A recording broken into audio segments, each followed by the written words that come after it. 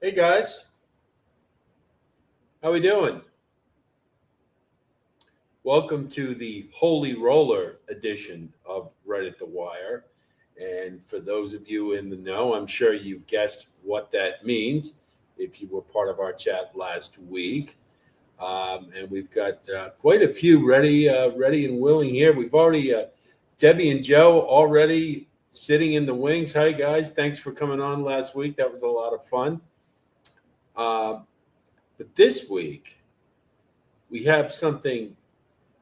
We have a higher calling, if you will, for this show because we are bringing on a member of the clergy, and you all know him very well. He's been a rampant contributor on X and at Right at the Wire, one of our great subscribers. Let me introduce you all to, without further ado, pardon the pun, Father Sean O'Neill.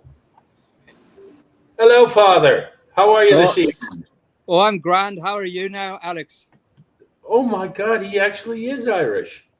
No, no. Well, I mean, from the Pete. I didn't. I How- figured you would do something like that, and oh I wow, have you're very good. I have Very good. I have relatives from Northern Ireland. My grandparents are from there, so Oh, I can hear yeah, it in your voice. You were I, yeah, yeah. I can hear it. I kind of you know I'm pretty familiar with that. But actually, I was going to wear my Sixers hat because of all the LeBron hype this week, and so I got the Phillies playing the Yankees on TV. I got the Eddie Reed ready to go on, and I'm with my good friends from Right at the Wire. So thanks for having me. Oh, you're very welcome. Um, we have like Joe and Debbie are already here, and they said they had fun last week, and That I they were think great. They were great. they were indeed. I think we all had a good time, and I will just throw out there that because for the most part, I think we're all pretty well behaved. But however, if we can manage to marginalize the language tonight just a little bit, Well, I had to respect, remind myself of that as well. respect for the office, respect for the cloth. I want to make sure we do that. Hey, Laura, Laura is here Laura, now, hello and there. now let me just throw it out there. How did we all do this weekend? I had a pretty good weekend. I at Saratoga. Delmar is becoming a mystery to me.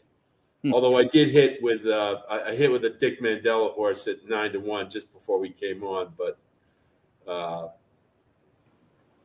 Delmar's been tougher than Saratoga for Well, me anyway.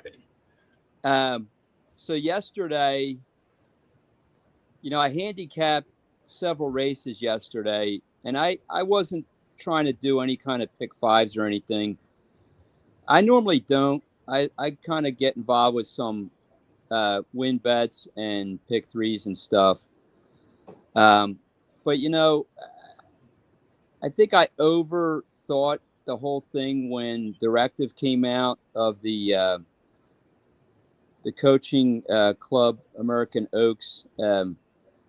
I thought maybe the pace with the blinkers, maybe Zaney would be up there, and I had a couple of bets going into her, and then I had Exactus cold. Uh, I made a big mistake with that because really I didn't really like her. Um, I thought that Counting Stars was really the horse to beat, but her thoroughgraph numbers were kind of zigzaggy, so I was like, well, that one to me. But I actually did well at Del Mar yesterday. Good. I hit the There are a lot of prices at Delmar. I, There I are. I hit the late pick three, and that was a ridiculous DQ. Even though I would have been $32 shorter, I still thought that the three was fine. I thought that the five was the one that might have been more at fault, trying to get in between. I think it was the five and the eight might have, or the five and the nine might have bumped, and then I don't know. That was a ridiculous DQ. But I ended up with $882 in that late pick 3. Oh, Plus, nice. plus I had a little bit of a win place on Listen Up Chance, and I made another like almost 50 on that. And then today I had a couple of plays at Ellis and at Saratoga, and nothing major, but just a couple of plays here. Nothing a lot, but yeah. Oh, But I you did got. okay. You did all right at Saratoga, you said.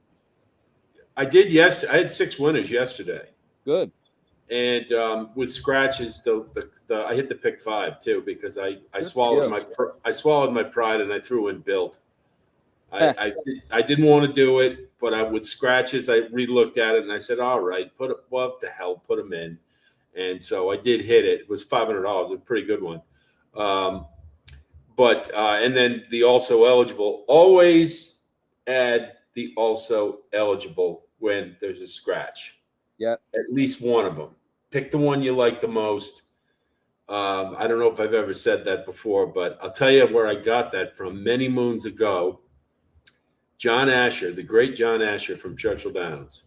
I was watching his preview show to start the day in the race card, and he said those also eligibles, and the race he said put in the 14, and he won the race. So I've never excluded, because if they're an also eligible, if they're that eager to get the horse in the race, he's probably pretty good. That happened recently.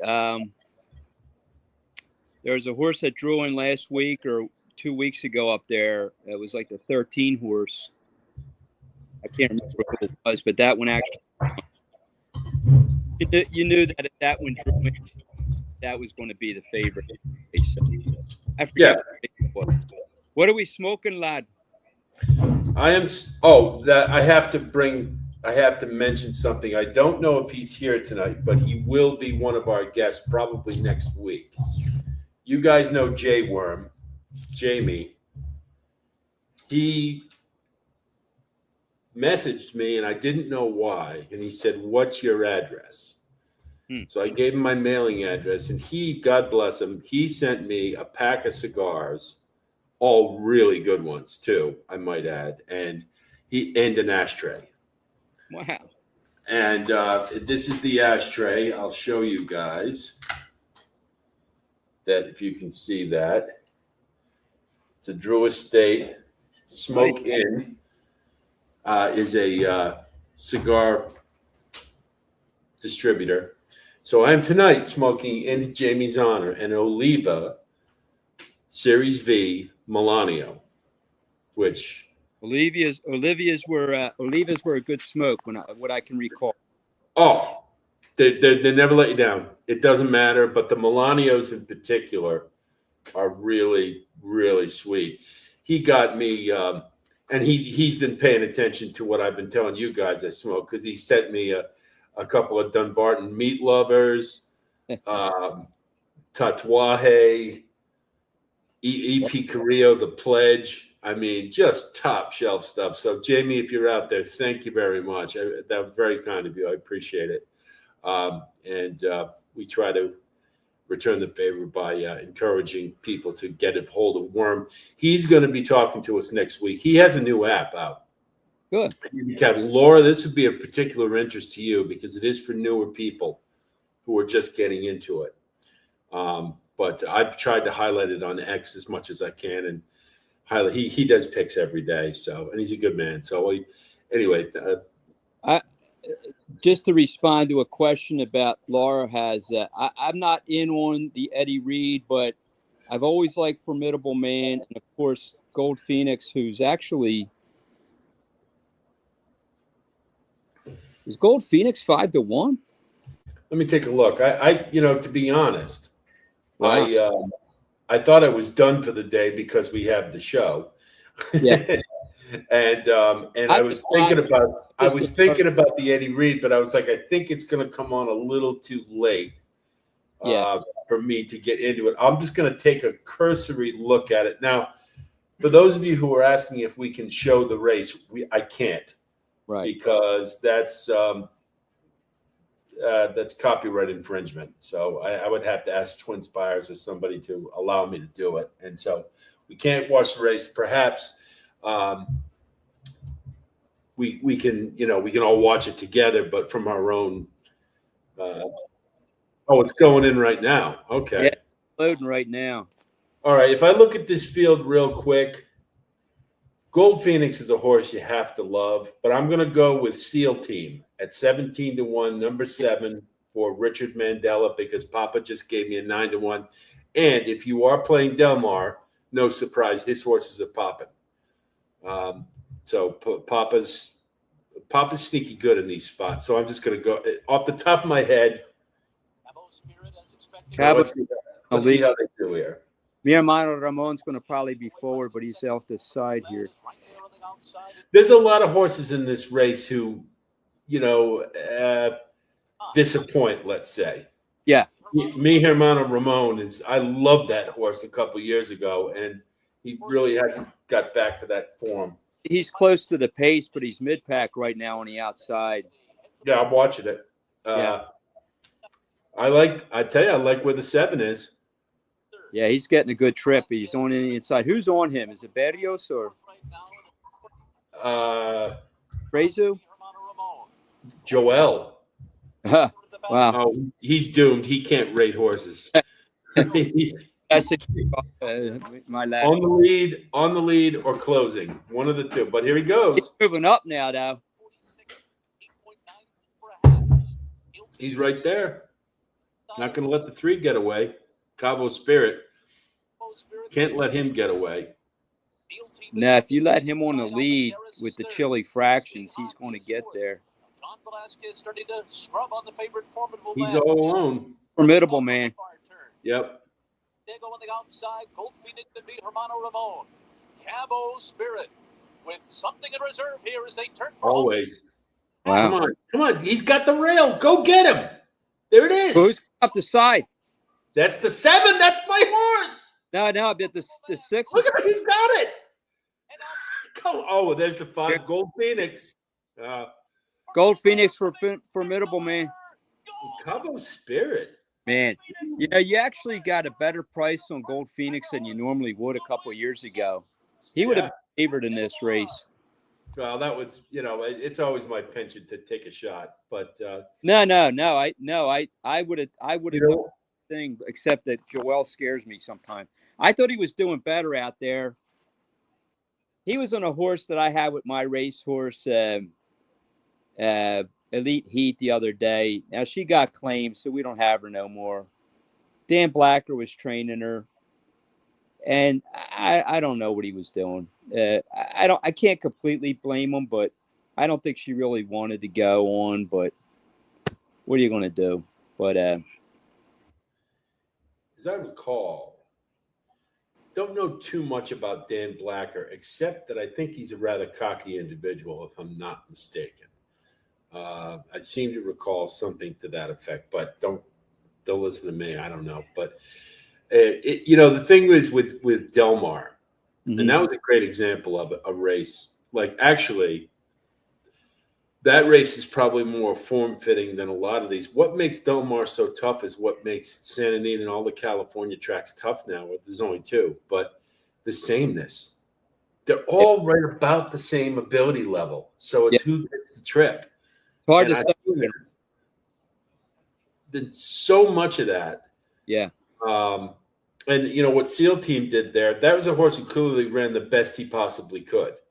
He just didn't good enough. That's, but I had that horse, what was it, Caleb's ride yesterday for Kevin Rice, right at the top of the stretch, same ride as that. They both were number 7, right at the top of the stretch, right in position, just not good enough. But I took a shot with him because Adam and Kevin Rice, when they come to Saratoga, they're pin hooking. So, yep. You gotta watch them. I want to, if we've had a couple of comments from Robert about cornucopian, and obviously, that was that very sad news. And I tell you, that was kind of the way that the day went for me at Del Mar. I did not do well at all yesterday. I did get taken on the card in the last race, and I had Cornucopian singled. That was a tough pick 5. That was a tough one. It was. I was knocked out of the pick 5 earlier. I had him in some of my tickets, but I went pretty skinny. I had the 1 and the 2 in that leg. So I had the 6 the previous race. No, I'm sorry. Well, whatever it was, I had the 1 and the 2 in that leg, and then I had the 1, the 3, and the 10 in the last race. If the 1 got up for third, and actually ended up being second when they did the DQ. Well, one thing that you have to was alive to like $2,000. You have to. Well, that pick 5 paid. I don't know what it paid because I was out of it, but it paid. I know that because there were some prices. Yeah, it did. But that listen up chance, you have to love a horse like that because he's a big game player. Like when it's a big race, he brings it. I've noticed that about him. It's like every time they put him in a big race, he runs big. Always better than O'Neill. Yes, indeed, Dangerous Doug, as I call him. And he's been doing well. He's been doing really well at Del Mar. And when he's got Yaramillo aboard, they're a dangerous combination. Here's one of my keepsakes. I have a Raging Torrent Tau. Oh, love that horse. Yeah, he was awesome at 7 furlongs, and when he won that Met Mile last year, I actually had him. I won with him. Everybody was going crazy on Twitter and on Facebook or whatever, online, I should say. And that was that was pretty cool. But I saw that horse run before, and would I rather be knocked out early or late? Early, because if you're knocked out early, you can reestablish your opinion with a pick 4 or pick 3 or whatever. Yeah, that's the old Harvey Pack line that he used to say in the handicapping seminars I used to go to at Ciro's, which is a bar right outside of Saratoga, right outside the track. Literally, you walk off the track and you're there. And he used to do these seminars in the morning. They were always great. Steve Christ, Andy Serling. But he'd always say, if you don't hit the pick 5, play the pick 4. If you don't hit the pick 4, play the pick 3. Yeah. So the long-winded answer I'm just giving you is, I want to be knocked out early. John Stetton used to say that playing the pick 6, he's like, if I'm out the first leg, good, I'm done for the day. I'm done early, go to stay for tomorrow, whatever. Yeah, I would much rather be out late. And I'll tell you a little thing, and I don't know how Sean feels about this, but I think I might have told you guys this story. I was playing – Gulfstream had a Rainbow 6 mandatory payout. So the pool was in the millions. And I wasn't going to play it. I was – full disclosure, it was a Saturday night. I'd had a few, more than a few. And my buddy texts me, and he goes, hey, Gulfstream, Rainbow 6 tomorrow, mandatory payout. What do you say we go for it? Okay, we'll go for it. So there I am, half in the bag, more than half in the bag, handicapping the pick 6 late at night. Come up with my ticket. He and I go in on it. First one, bang. Second one, bang. Third one, bang. Fourth one, a single. My single in the race just makes it, hits. Fifth one hits. I'm like, all right. Now I'm like, cool. We got a shot, right? He calls me. I have a standing rule. I never talk about a sequence when I'm live. He calls me up and he goes, do you know what's going on right now? I go, dude, I shouldn't have even answered the phone. I said, dude, you never talk about it before. So the last race comes up. I get second. 5 out of 6. They didn't pay because it was a mandatory payout. Missed out on $8,000. Wow. And so I never talk about sequences when they're alive. And I remember I was playing a pick 5. I told you guys this story. The Claiming Crown. I had a $16 ticket, and I hit for $15,000. And I didn't say a word, and I was going bananas in the last race, trying to hold it in. And I was at my mom's house, and I was like, "Whoa!" And I'm screaming, and they're like, "What? Well, what?" I go, "I just won $15,000." We need to when that comes up in the fall. We need to do a seminar on that one. Oh yeah, no. Well, we I don't know if you heard, Sean. Last week we were talking about it, and I think perhaps for the Breeders' Cup, maybe we'll do a mutual fund. Okay. And we'll have some kind of. We can do it through PayPal. We should be able to. Something like that. I'm gonna. By the way, the website. I've been getting more traffic than usual lately, so thank you for those who are supporting me. But I'm gonna have. I think I'm gonna redesign it, and we're gonna do race cards all the time now. Okay. My schedule is such that so Saratoga will move from Saratoga to maybe Kentucky Downs, then we'll move to Keeneland, then we'll move to Churchill, and we'll just all year. I'm going to have a Saturday card every week now, so sounds good. Yeah. So for the rest of the year, and also we will throw out there that I know every once in a while somebody has a track they'd like us to take a look at. So if you guys have one, if we get a consensus on Sunday night, I'll do the full card for that following Saturday for the track you guys want to do. All right. By the way, that pick 6 that carried over for last Wednesday or Thursday at Saratoga, I got 5 out of 6 in that, and that 26-1 horse at number 7, that's what knocked me out. I would have won 50 grand.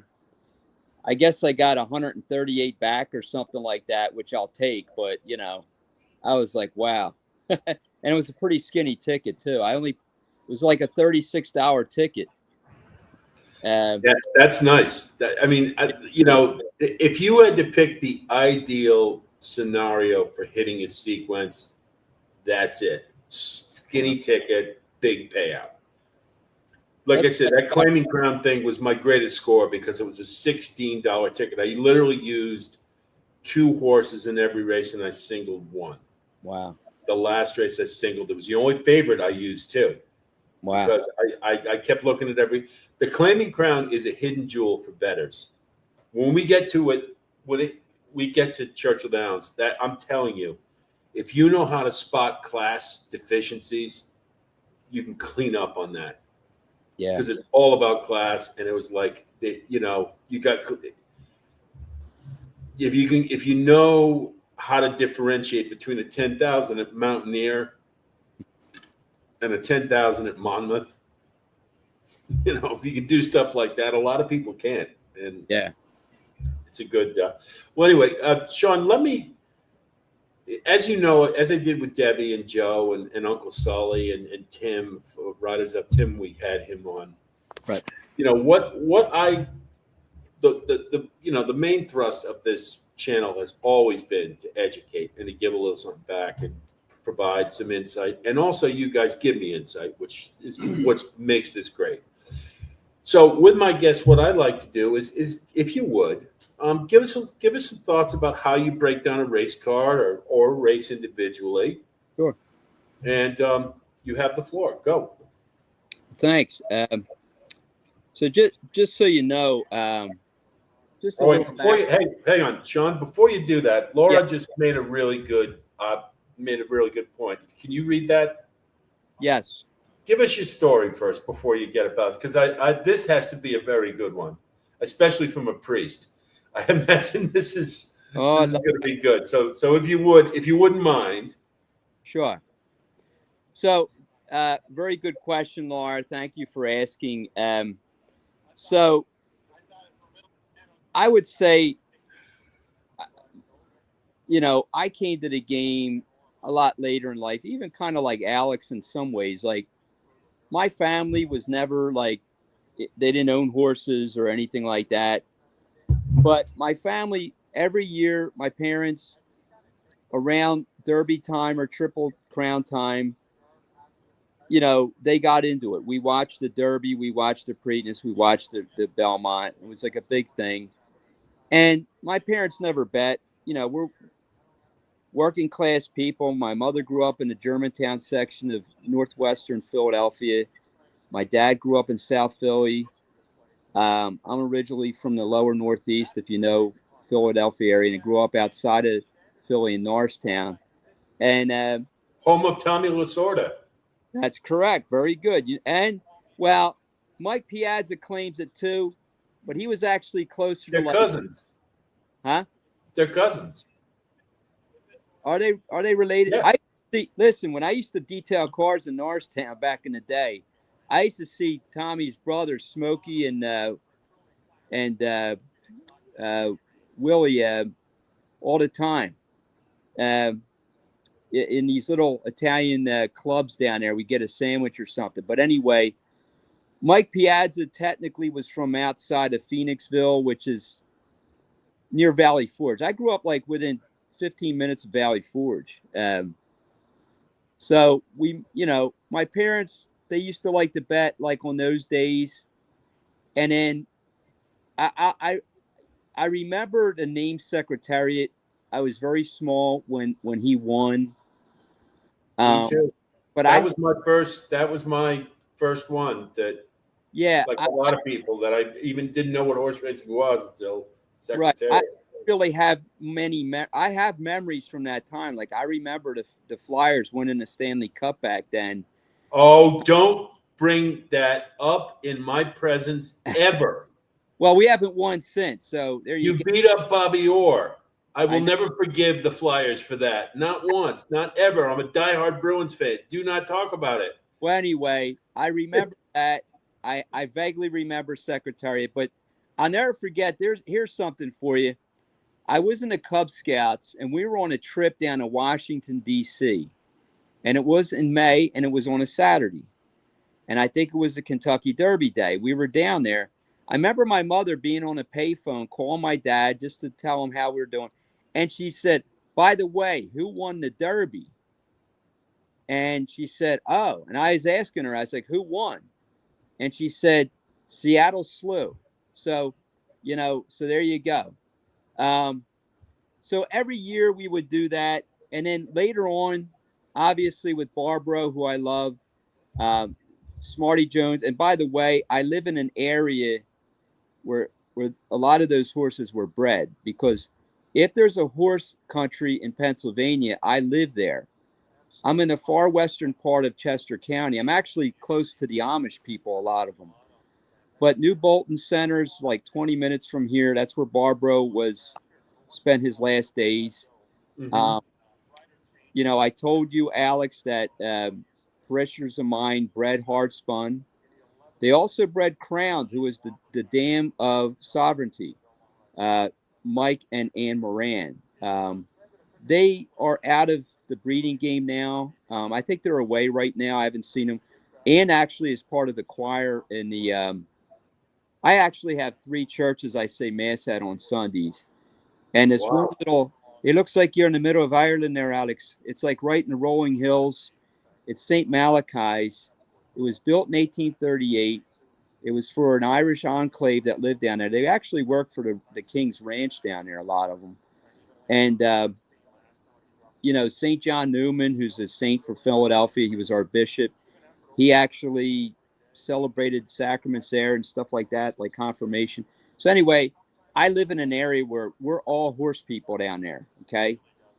And so when all that was going on, I was newly ordained. I was ordained in 2003. So all that stuff was happening around the time I was newly ordained. It was an exciting time. Um, so long story short, there was a guy in a seminary. He was a couple years behind me. He was pretty sharp about horse racing, and he would come up with some ideas. And couple ones he had actually won. I remember the one year my dad said, "Hey, what's that guy? Who's he like in the Derby?" And he said, "Silver Charm." I said, "All right." So that's what we did, and he won. He said, "That guy's pretty good." So every year he would ask me. Then later on, after I was ordained, I would listen to Jody Mack, who used to be on the Fan, Yeah, I remember him. Yeah. and he's on WIP down here, and he's big into horse racing. He would interview guys like Ron Flatter or sometimes Dick Girardi, who's local.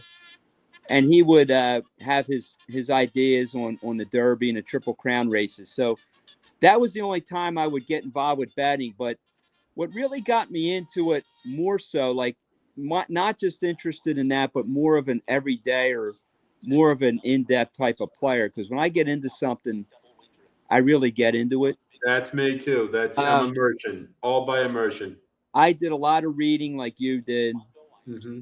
And what really fascinated me was the idea of my racehorse, because when Seize the Gray won, I actually have a statue of him behind me.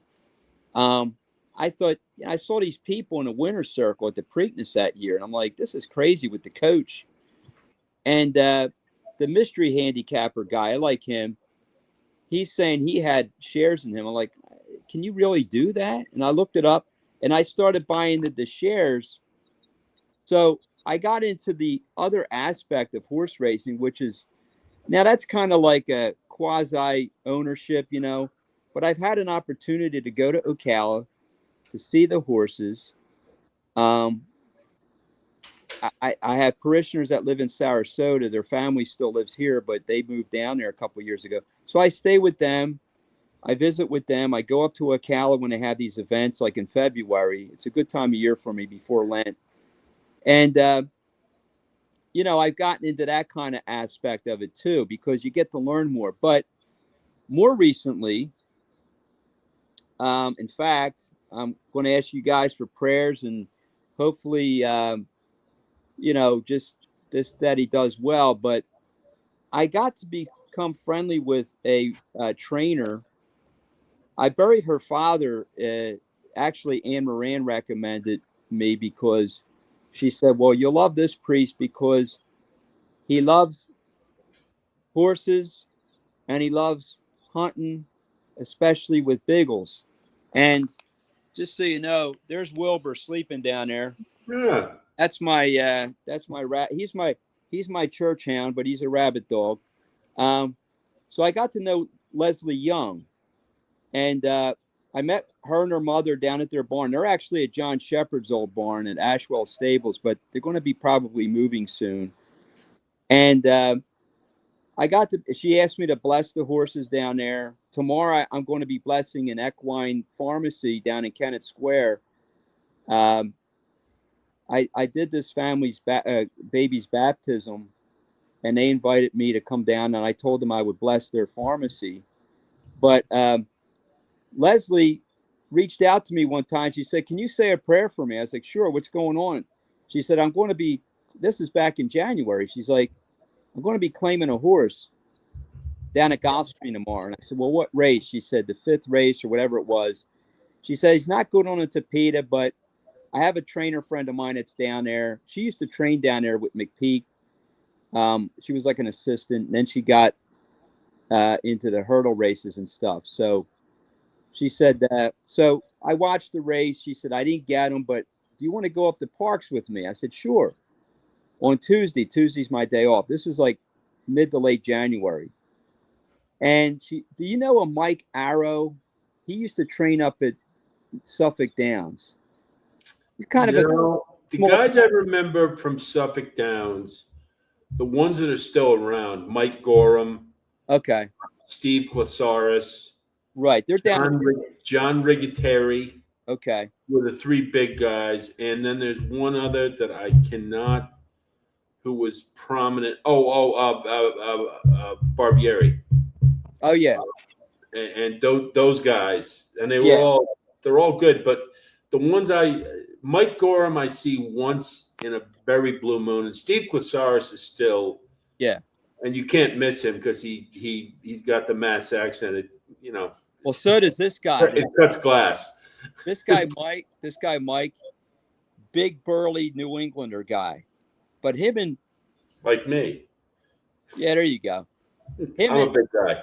Him and Leslie are friendly, and he said, "Look, I got a horse. He's not doing great, but he might like to jump and he might like the turf better." So she said, "You want to go up and look at a horse with me?" I said, "Sure, I'll go up with you." So he was going to sell him for cheap. And I went in with a friend of her dad's, and, it was like $3,500 total. So his name is Vin Santo, which means holy wine. So what a great name for a priest horse, right? Indeed. There you go. He's by Vino Rosso, out of a hard spun mare Nice. named Cara Queen, not Cara, but Cara. She's a half to Always Dreaming, who won the Derby in 2017. Mm-hmm. He's down there. He's about 20 minutes away. He's going to be running in a hurdle race, the first race at Colonial on Thursday morning. There's me and him. And I actually was grazing him the other day. Took him outside. He had a nice, he's been schooling very well. Ironically, Steve Bix got his Landauer in the second race, doing the same thing with Kerry Briand. So I'm actually going to go down there on Thursday. It was supposed to be this past Thursday, and I had a funeral. But the races got rescheduled due to rain. So that kind of was, I guess, divine providence. So I'm going to be able to go. Hopefully it doesn't rain this time. She said they're going to be leaving like at 1 or 2 in the morning. So I got to get everything in action. But what I'm getting at is that horse ownership is a little bit more, because he's got scratched out of a race outside of Canada a few months ago. You know, I needed to give some money for the blood work so he could get off the vets list. So but I learned a lot from her. Like when they were talking about a type of bit, like Acacia Clement was on earlier in the race at Saratoga. She's talking about a specific type of bit. And I'm like, I know what she's talking about because Leslie explained that to me. So it kind of gives me a little bit more of a fuller understanding of the horse itself. And I just love it. But so the last few years, I'll say this to you as far as handicapping. I love John Stetton and Geo. And I would say that my approach to handicapping is similar to Geo in the sense that I really try to do a deep dive in the races. I'm kind of slow with it. So, you know, and I don't handicap the whole card. I don't have time, nor do I want to. The first thing I do is I go through a card. I just got the card for next week's Saratoga card. And I like to get it before the morning lines come out. I actually try to make my own morning lines if I can. And that's just a percentage of what I feel like a horse can do. It's different than what these guys are doing. They're trying to see what the public's going to do. I'm trying to see who's the most likely one, but who's also the best value. So That is that, if I may, Sean, that's one of the benefits that we have now. And yeah, I have to thank Matthew DeSantis for this. I'm pretty sure he was responsible. When he went to Naira Bets, he explained to them, you've got to get the past performances out earlier. yeah, Because there's so much social media that promotes what you're doing. right. So getting these past performances. Now, a lot of you guys who watch my Saratoga posts see I don't have odds for a lot of them, and that's the reason, because I don't know what they are. Right. But Sean makes a very good point. We've talked about it before. Getting rid of them. Tim talked about it too with the formulator. Get rid of the morning line and just judge the horse on what you perceive his value is. Yeah. And I used to make I don't have time to make morning lines anymore. I used to make my own. I used to make my own odds, but handicapping the races without the odds is you'll be surprised at all of a sudden and what's the best feeling in the world when you actually do see the morning line, you see the horse that you really like is 12-1. Yeah. Hey, yeah, that's a nice feeling, and especially when you cash. So anyway, but please continue. But yeah, that's a really important thing to try to do. Yeah. So the other thing is as far as what resources I use, I do like Brisnet. I used to be a DRF guy, and I like DRF, and I still use DRF, and I like the formulator and all that, and I love the US time form. But the problem with DRF, if you're using it on the computer, is if there's a race, and I will say this first and foremost, and I know I've said this in the chat, I don't feel like I've done any kind of real handicapping unless I've done race review. Because you can look at a comment line or you can read the chart, with the description after the race. And it doesn't always say something. There's a perfect example. There was a race I was reviewing for this past weekend's card yesterday's card at Saratoga, and I saw a horse coming in. I don't know. He was in the inside, and it was coming around maybe at the 8th, the 5/16th, coming around the far turn, quarter pole maybe. And I noticed he kind of checked. And I'm like, what happened to him? And I rewatched it, and I'm like, the jockey was clearly trying to pull him back because he was getting too close, or the other horse was too close to him. And it never said anything in there in the comments about that. And I thought, well, I don't know that meant anything about him losing a race, but that's an important thing. He could have been so sometimes a race, he came in fifth, beaten, whatever lengths. But in reality, especially in those turf races, the turf routes, you know, you have to see that, because maybe it's not as bad as you think. And I'm not always looking for bad trips. I like to see how a horse moves. I like to see what kind of running style they have, how they've been ridden and all that kind of stuff. So it's not just I'm looking for problems, but that's important as well. No, that's a really that's I couldn't agree with you more. And the only thing I would just sort of put a bow on it is just the fact that those running lines are often wrong. Yeah. That's another thing that is a feather in your cap. If you can you look at a running line. You want to watch the race first, of course, but right. And then go back and look at the running line and say, that doesn't cover it. This horse was massacred. He was, he had to, they talked about a horse today who had to check twice. He got shuffled back twice, which you don't see too often. Usually it's once. But now if a horse gets shuffled back twice and he can still rally for third, that's a great third. Exactly. You want him, he's in great form. You want him in the next race. Exactly. But those running lines, don't go to Hollywood. They're not always right. Exactly. So I look at all the stuff on the forums. I look at the race replay, and as I was saying, I've chosen to use Race Lens recently, which is an Equibase product. Oh, geez, I got to get you with Colin Sheehan over at Doubling Down. He is Mr. Race Lens. So the point is that with that, it's because if you watch the replays, and I know you could do it on Twin Spires, but I don't want to have to keep going back and forth. But if there's a race at Churchill or Fairgrounds or Colonial or any of the tracks that are run by CDI, Churchill Downs, well, it's not going to be on DRF because there's like a proprietary thing there. That's right, yeah. So, and what I used to do was I used to just go on Twin Spire. Now, you still have to do that if it's a horse that's running over in Ireland or Britain or somewhere. And, you can still do that, or even over like these Saudi races and stuff like that. But the other thing is I do like to look at workouts when I can. Sometimes they're not available, but that's been a big thing. But the third graph is also an important thing. Sometimes I like a horse, but then, like I said earlier, and maybe I overreacted to it, like I didn't quite like the pattern that Counting Stars had. And by the way, La Rascase, I had bought into her through my racehorse. Oh. She was injured, and I don't know what's going to happen, if we're still going to have a piece of her or not, or they're going to refund it. I'm not sure. But so those are my main things. Now, when I look at a card, there may be races that I just don't want to even be involved with. And I'll give you an example. For some reason, I'm not really big on these state bred races. I kind of there was a couple of them like yesterday. I skipped those.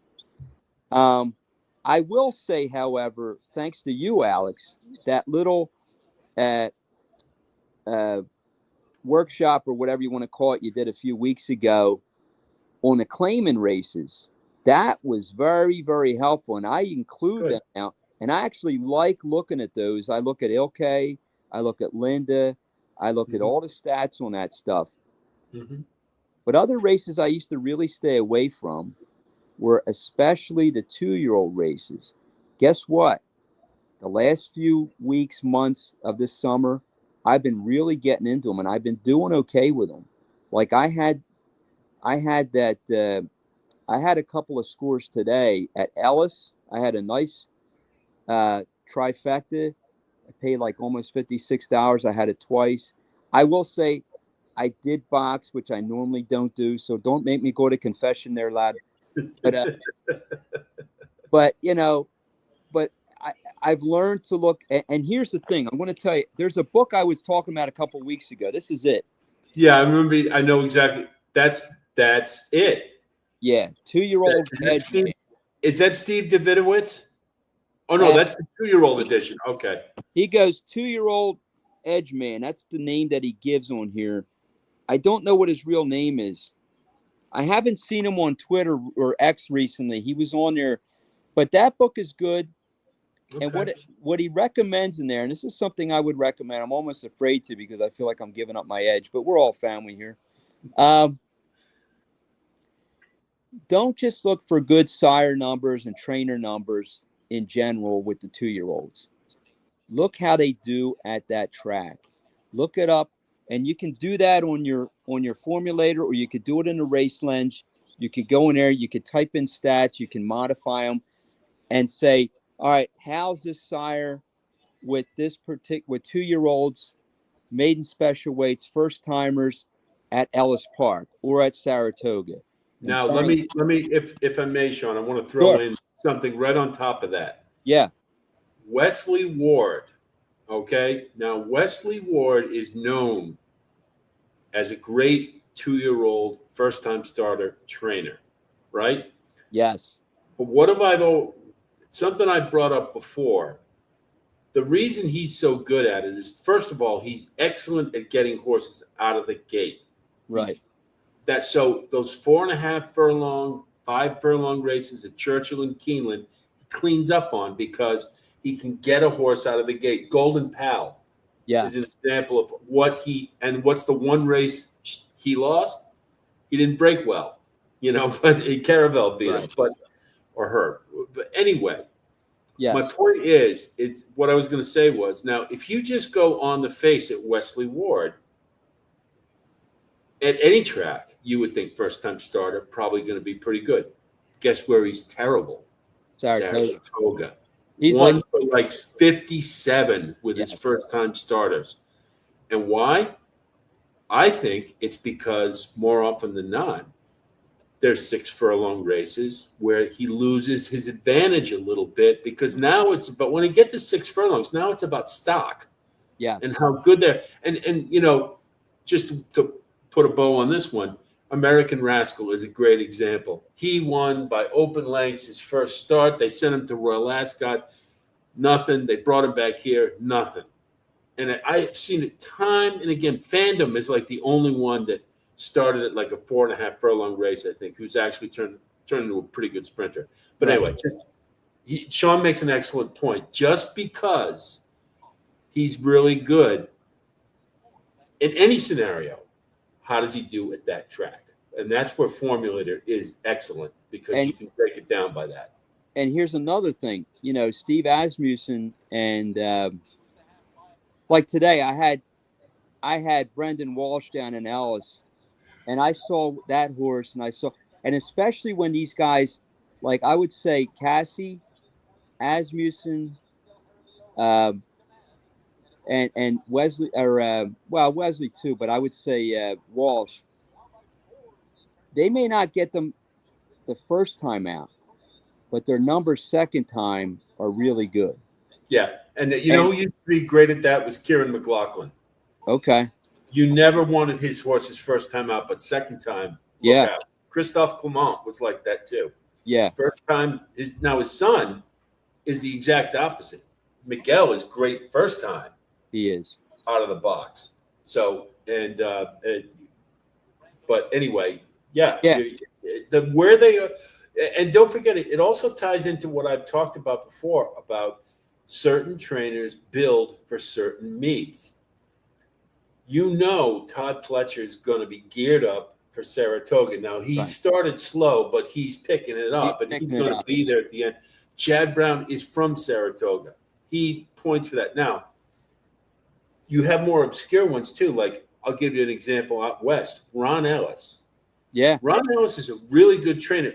but he takes the meets where the other trainers don't build up, and that's where he cleans up. Yeah. So you reverse it, because he goes, okay, well, if I go to Del Mar, I know Baffert's going to kill me, Mandela's going to kill me, John Sadler, D'Amato. So when they go back to Santa Anita, that's where I'll get them, because now that their barn's not. So little things like that, just to. Who's the other guy? Who's the other? There's the other guy that's good with the turf horses out there. Jeff Mullins. He's good. Jonathan Thomas. He's pretty good sometimes too. I'm never right with that guy, and there's two trainers that I can't figure out how they do it. McPeak? No, Jonathan Thomas is one of them, and here's another one, Arnaud Delacour. Yeah. Where does he win all these races? Yeah. Now, I think he's a Mid-Atlantic guy. He is. So that's a circuit. I don't play Delaware Park ever. I don't either. I mean, Grand Motion cleans up there, but I don't play that park at all. It used to be an angle for Saratoga. Delaware shippers were always really good. Not anymore. And they used to say the Churchill Mountain horses didn't follow, but now they do. They do really well at Saratoga. But anyway. So, like, I got Vinny, my horse. That's my nickname for him. I got him at Parks. I can't stand Parks. Like, if I see horses coming out of Parks, I usually toss them. And you got, Jamie Ness and Butch Reed and those guys are usually pretty good there. But I'm usually leery about the Mid-Atlantic stuff. Delaware, same thing. Laurel when they're running and all that. Usually the only times I go near those races is when they have their big days, But I really like Laurel as a track a lot. Yeah. And I don't play it nearly as much. You guys know who follow my posts. I do the Maryland Million every year. Yeah. It's sort of my homage to Jim McKay, who I loved. He was the best announcer, bar none, and he was a horse guy. Yeah. And he created the Maryland Million. And I always it's just one of those tracks. I'm like, I just don't play it enough, but I kind of like it. And that whole Maryland Jockey Club thing. Yeah. And I'm endeavoring to play it more. It's just the problem is we have our circuit, where all the big races are. So it falls out the wayside. Right. I like to play the more well-known tracks. And by the way, Delaware Park is like not even a half hour away from me. Okay. They have a beautiful paddock there. But I usually stay. Penn National's right up the road outside of Hershey. I'm only like within 40 minutes of Hershey. I'm about a half hour from Lancaster City. So Lackluster. My friend of mine, my best friend went to Franklin and Marshall, so he used to call it lackluster. Somebody's mentioning Mike Pino. No, he's good. My secretary. My secretary, I think, might have dated years and years and years ago his brother, who was the farrier. Pinos are still involved down there, all that. Somebody did ask, Vinny is running in the first race at Colonial this coming Thursday. It's a maiden special weight for hurdles. Now, he didn't win a lot of races on the regular track, but if he were to run a regular race on the flat, he would probably be in an allowance because he broke his maiden, I guess, in 2023 or 24, whatever it was. But anyway. I'm sorry. Go ahead. No, what were you going to say? Well, because we're talking about maidens and 2-year-olds. Yeah. And I'm curious. Now, I will admittedly say the big thing nowadays. Now, I've been in handicapping long enough when you only had the racing form. That was it. You didn't have race replays. You didn't have the Saratoga had the race replay center where you could go back and watch races. Andy Sherling was like, you got to go watch races. That was maybe 20 years ago. Okay. Race replays started happening. The next progression from there has been workouts. Yeah. I do not watch workouts. Now, I would make, if I had the time, and I really don't have the time to, but if I made an exception, it would be for 2-year-olds. I would want to watch them. And I've talked to, I'll get to what I'm going to ask you, but I talk a lot about, Derby time, Hmm. especially, and everybody's like, oh, this horse is training great. He's training lights out. True enough. But all it means is he's in really good shape. It doesn't mean necessarily that will vault him into being a winner. Right. And I always go back to Lawyer Ron as an example of that in 2006. He training lights out. They couldn't, Mike Welsh was like, this going away, they're training the best. He didn't win because he couldn't get a mile and a quarter. So my point is, I make an exception. I would make an exception for 2-year-olds because what you can tell from a 2-year-old work, and I'm sure you'll agree with me on this, is how green they are, and how race ready they might be. But what's your opinion on workouts? Yeah. So just for people, if they're not aware, you can actually get that stuff emailed to you through First TV. I do get that stuff sent to me. So I think an important thing to that I've learned is, and the more just now having kind of the ownership in a horse and being around them a little bit and stuff like that, you kind of get used to how they move, what they look like, and stuff like that. You see like, oh, well, this is a bullet workout. Okay, that's good, but there's a lot of intention involved there. A lot of trainers when their work. I mean, I know Baffert has fast works a lot of times for his horses, but a lot of trainers, you might see a bullet like the second two workouts or 3 workouts back, but as they get closer to a race, they're not trying to gut them. So they might be like a modest looking thing. Don't worry about the time. What I try to see is how's the horse moving, and if they're in company, like, oh, well, they're getting out work. Well, maybe there's a reason there. Maybe they wanted the horse to have a target, and they want to see if they can kind of get to them. That's right.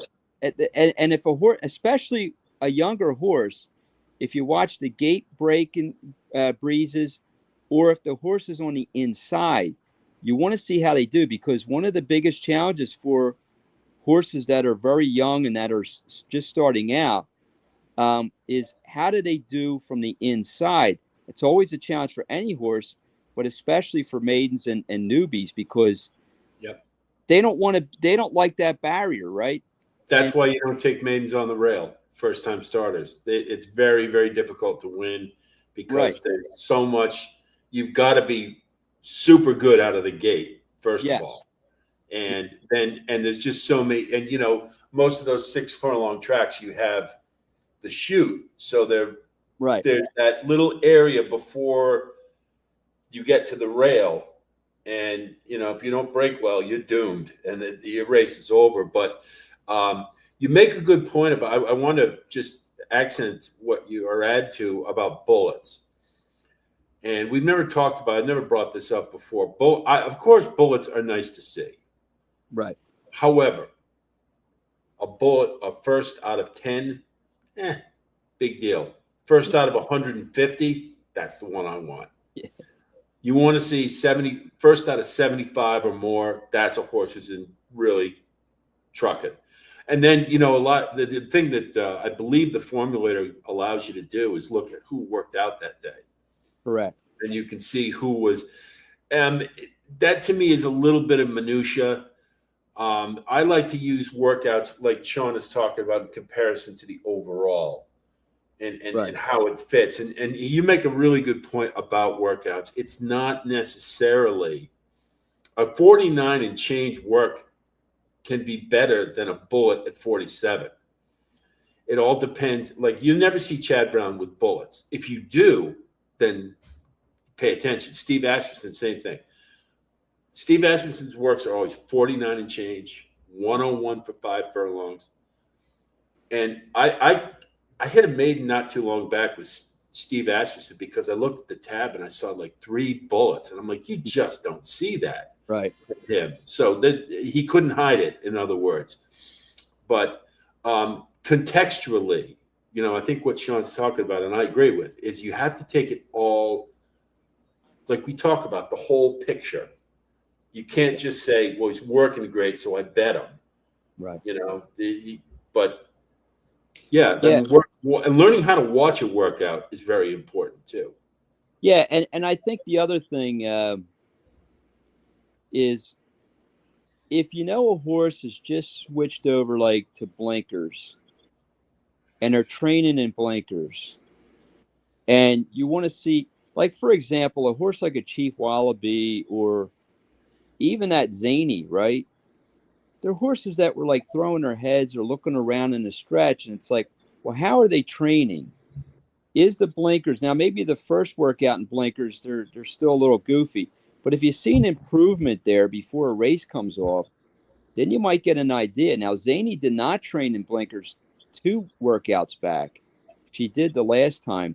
I don't know why I went with her. I overthought it. That's what we can do sometimes with hand, like especially when it comes to weather and stuff. Sometimes we could just overthink stuff. Just one of the things I think I learned, one of the hardest lessons is you just got to stick with your opinion. Now, obviously, you got to be flexible and change things if you have to. If horses come out and there's a serious change in a pace scenario, all that. That's why, like, for example, you were mentioning something that kind of was going in this direction earlier, Alex.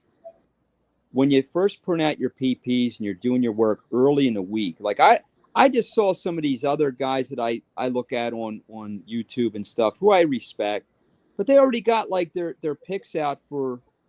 I hope you're not one of them. They already got their picks out for like next weekend's races. I'm like, how the hell did they do that? Like, I haven't even had a chance to look at them. It's almost like I'll just for those of you who haven't figured it out, there is a little bit of a pressure to get these things out early. That's understood. And I'll tell you why it is, just so anybody who understands it. First of all, we're all keen to handicap the race. But I also know you guys really want to see something as soon as you can. And I'm the same way. But it also has to do with content, how many views we can get. The earlier you put it out, the more views you're going to get. So there's a little bit. Now, to your point, John, is that there are some people, it's like, wow, that's way early. And I think what they're doing, now this is just conjecture on my part, but you can get the entries. Like somebody just posted on X, the Jim Dandy. Yeah. Okay. We haven't even seen the PPs yet. Right. They said there's 5 horses in that race, which again sucks for I hope there's more. But I think what they do is they look at the entries and then they go to Equibase or somewhere like that. They look up the past performances from Equibase where you can see them right away. Right. And then they make their picks. Now, to me, I just can't do that. Equibase, is nothing wrong with it, but Brisnet to me is more comprehensive, and there's other things I need to see. Right. And so I think that's what's happening. Okay. And it's a little, in my opinion, let me just stress, it's my opinion. So don't be, this isn't gospel. Sorry. It's a little irresponsible. I think you guys who subscribe to not just my channel, but anybody's, deserve us to take our time and not be a little hasty. And because that's just my opinion. And again, I'm not knocking anybody and I don't want to pick on anybody, but that's the I'm not either. And I didn't mean to do that. But the point is that,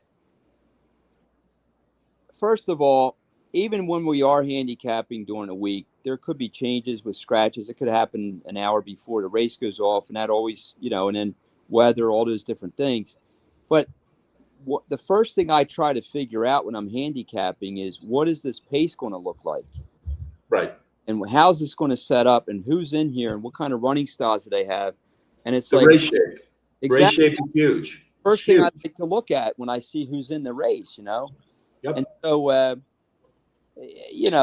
but I'll tell you something about the coaching club American Oaks yeah, that was highlighted when I was watching it.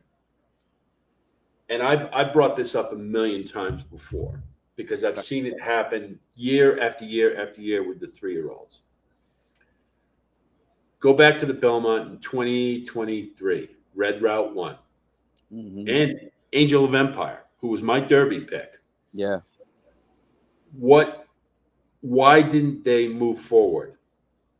The reason they didn't move forward is because they couldn't get out of that closing style to get more forwardly placed, right, which hints at ability. Sovereignty, the best example I can think of, he started as a closer. By the end of the year, he was rating right behind the leaders. That's a horse who's really figuring it out, and he's just getting better. The craziest example of it is Secretariat. He was a closer in the Derby. In the Preakness, he started at the back, and he just decided, it's my favorite Secretariat race, by the way, it's the Preakness, not the Belmont. Because he's like, oh, I get this. Wait a minute. I don't have to hang at the back. I'm the best horse in here. And he just right to the front, because he knew he could. right. And so the Coaching Club American Oaks, what you just saw with Always a Runner, is a horse who maybe is a little limited skill-wise because she wasn't able to adapt. As soon as the two other horses, the pace setter, everybody was all over, and La Rascasse and the other one dropped out. But there's no pace. I was pretty sure Counting Stars was going to be on the engine. Yeah. But look what Always a Runner, and there was the right thing to do for Always a Runner was to get more forwardly placed because he had to. Sure. If they had gone at the back, he never would have had any chance. Zany, same thing. Now, Zany, to me, I'm still not giving up on that horse, and I'll tell you why, is that I still think that horse needs to fill out. I just don't. She's got a big frame, and I keep looking at her going, when she fills out, so she could be, you get her in the Apple Blossom next year, she could be dangerous. Sure. She's still around. But that was, anyway, I just wanted to bring that up. That was the thing about the Coaching Club American Oaks. And when I watched Counting Stars in the race prior, it was sort of the same thing. She just had another gear and said, sayonara to Always a Runner. That's 2 races in a row. Well, she's a horse who's really getting it. She's the best 3-year-old filly, period.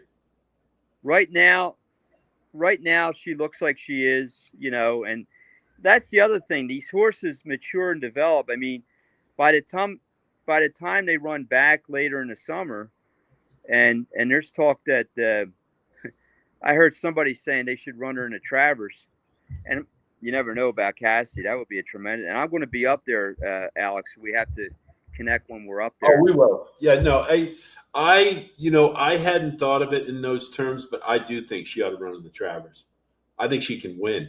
Listen, I really do. I mean, the only thing I'm worried about is that I'd have to go back and look at her race progression, and I just wonder if maybe because they were probably pointing to this one, that maybe. But she's got a month, and if she's really good, it won't matter. Whenever there's limitations on horses, that's when form cycles really, that kind of stuff really means something. If they're really good, it doesn't matter. Zenyatta, Torpedoana, didn't matter. But the 3-year-old colts, they haven't wowed us with their speed figures, and I'm not necessarily a speed figure guy, but my point is that her numbers fit with these other ones. I mean, why couldn't she have a chance? My best score of the day yesterday, Winstock. Yeah, I had him. I almost threw out Emerging Market from my top 4. I had the strong exacta, and I hit on that one.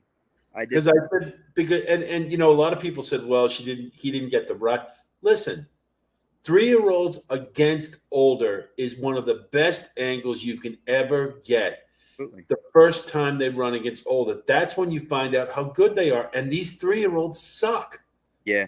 I was like, no way. He's not. He's going to be short because he's a 3-year-old, Right. and everybody's like, "Oh, he takes a move forward." He's running against older. And what did Chad Brown tell you by putting him in that race? Can't run him. Why didn't he run in the Curlin? Right. Why didn't he run in the Jim Dandy? Why not? He needs a class relief. He needs a confidence builder. You're not going to get it against older. Not this 3-year-old crap. Not yet, anyway. But I agree with that, and that's why I was against him. I just thought, he's going to be heavily bet here, but he's going against. Now, you can also look at it this way: you probably got something out of that and learned something there. I mean, and I mean, he still got second, but yeah, I mean, this crop right now doesn't look like they're, whatever. And then I always loved journalism. It was a shame to see him retire, but I guess they did what they needed to do. They needed too. He's already I've talked about this before. Height of value. Yeah. Because he already had grade 1s. Right. He had the Preakness. He had the Haskell. He had the San Anita Derby, 3 grade 1s. So what would happen if he goes against Nisos in the Pacific Classic?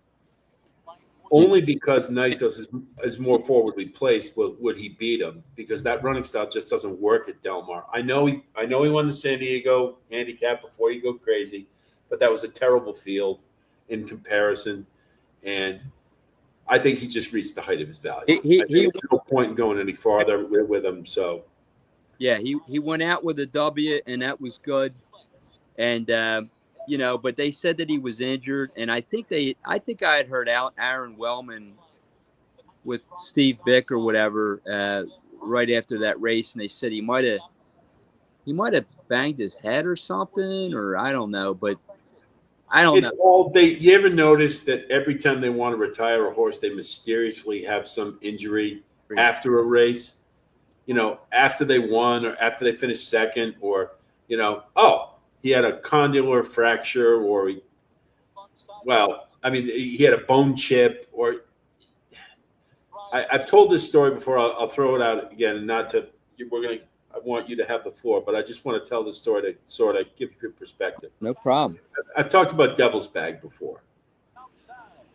Devil's Bag was a precocious 2-year-old, winning by open lengths, everything, but as a 3-year-old, not so good, because he couldn't get the distance. So he was winning, but he wasn't winning by as much, and it was clear the stamina horses were catching up to him.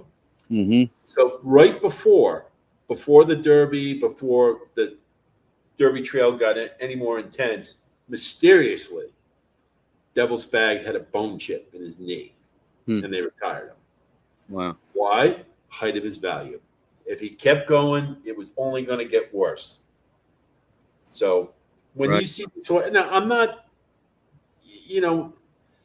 there very well may be some legitimate injury, but it just seems very coincidental that they occur, and then right about the time they ought to retire.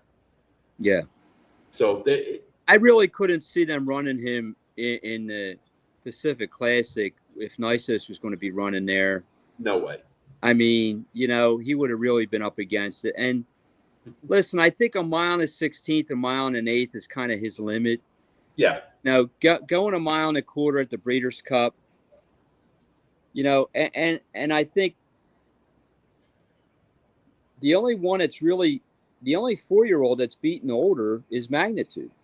The rest of these 4-year-olds have not yet beaten and that's why I was against Built.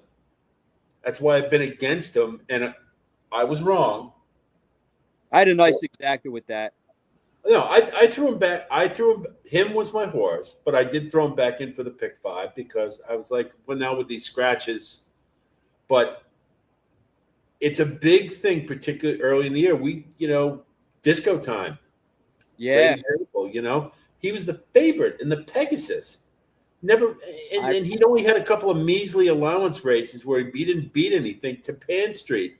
a lot of them have not come back. And we're not even sure about Sovereignty yet. That's right. I mean, I think he's going to be fine. I do. And I can't wait to the price I get when he runs in the Jockey Club or wherever they put him, the Whitney. But it's a big thing. On this 3-year-old crop we got right now, you can't take them against older horses. No. They haven't run a triple digit. Nope. Most of them haven't. Englishman's the only one who I would say you could put him in the Breeders' Cup Sprint. He's got a pretty good shot at winning it. The rest absolutely. of them, Absolutely, I agree with that. And what was I going to say? And even Sovereignty, if he's got to face Forever Young in a Jockey Club, it's going to be tough. And I guess Magnitude, is he going to run longer? I don't know. Oh, he's going to be in a Whitney, I think. No. I don't know. That's 2 weeks, so I imagine so. It makes perfect sense. That's a marquee race, and not that he's another one. He won if you win the Dubai World Cup, you can pretty much, that's it. But I think Steve Asmussen sees Breeders' Cup Classic that he could possibly do it, and who's to say he won't at this point? Picks pros and Fairway is Stewart. Joel, I think it was, right? Picks, so I can call you by your name. I wouldn't say that was an awful Vanderbilt. Now, the scratches certainly compromised it to a degree, but I hate Crazy Mason anyway. I like him. I don't.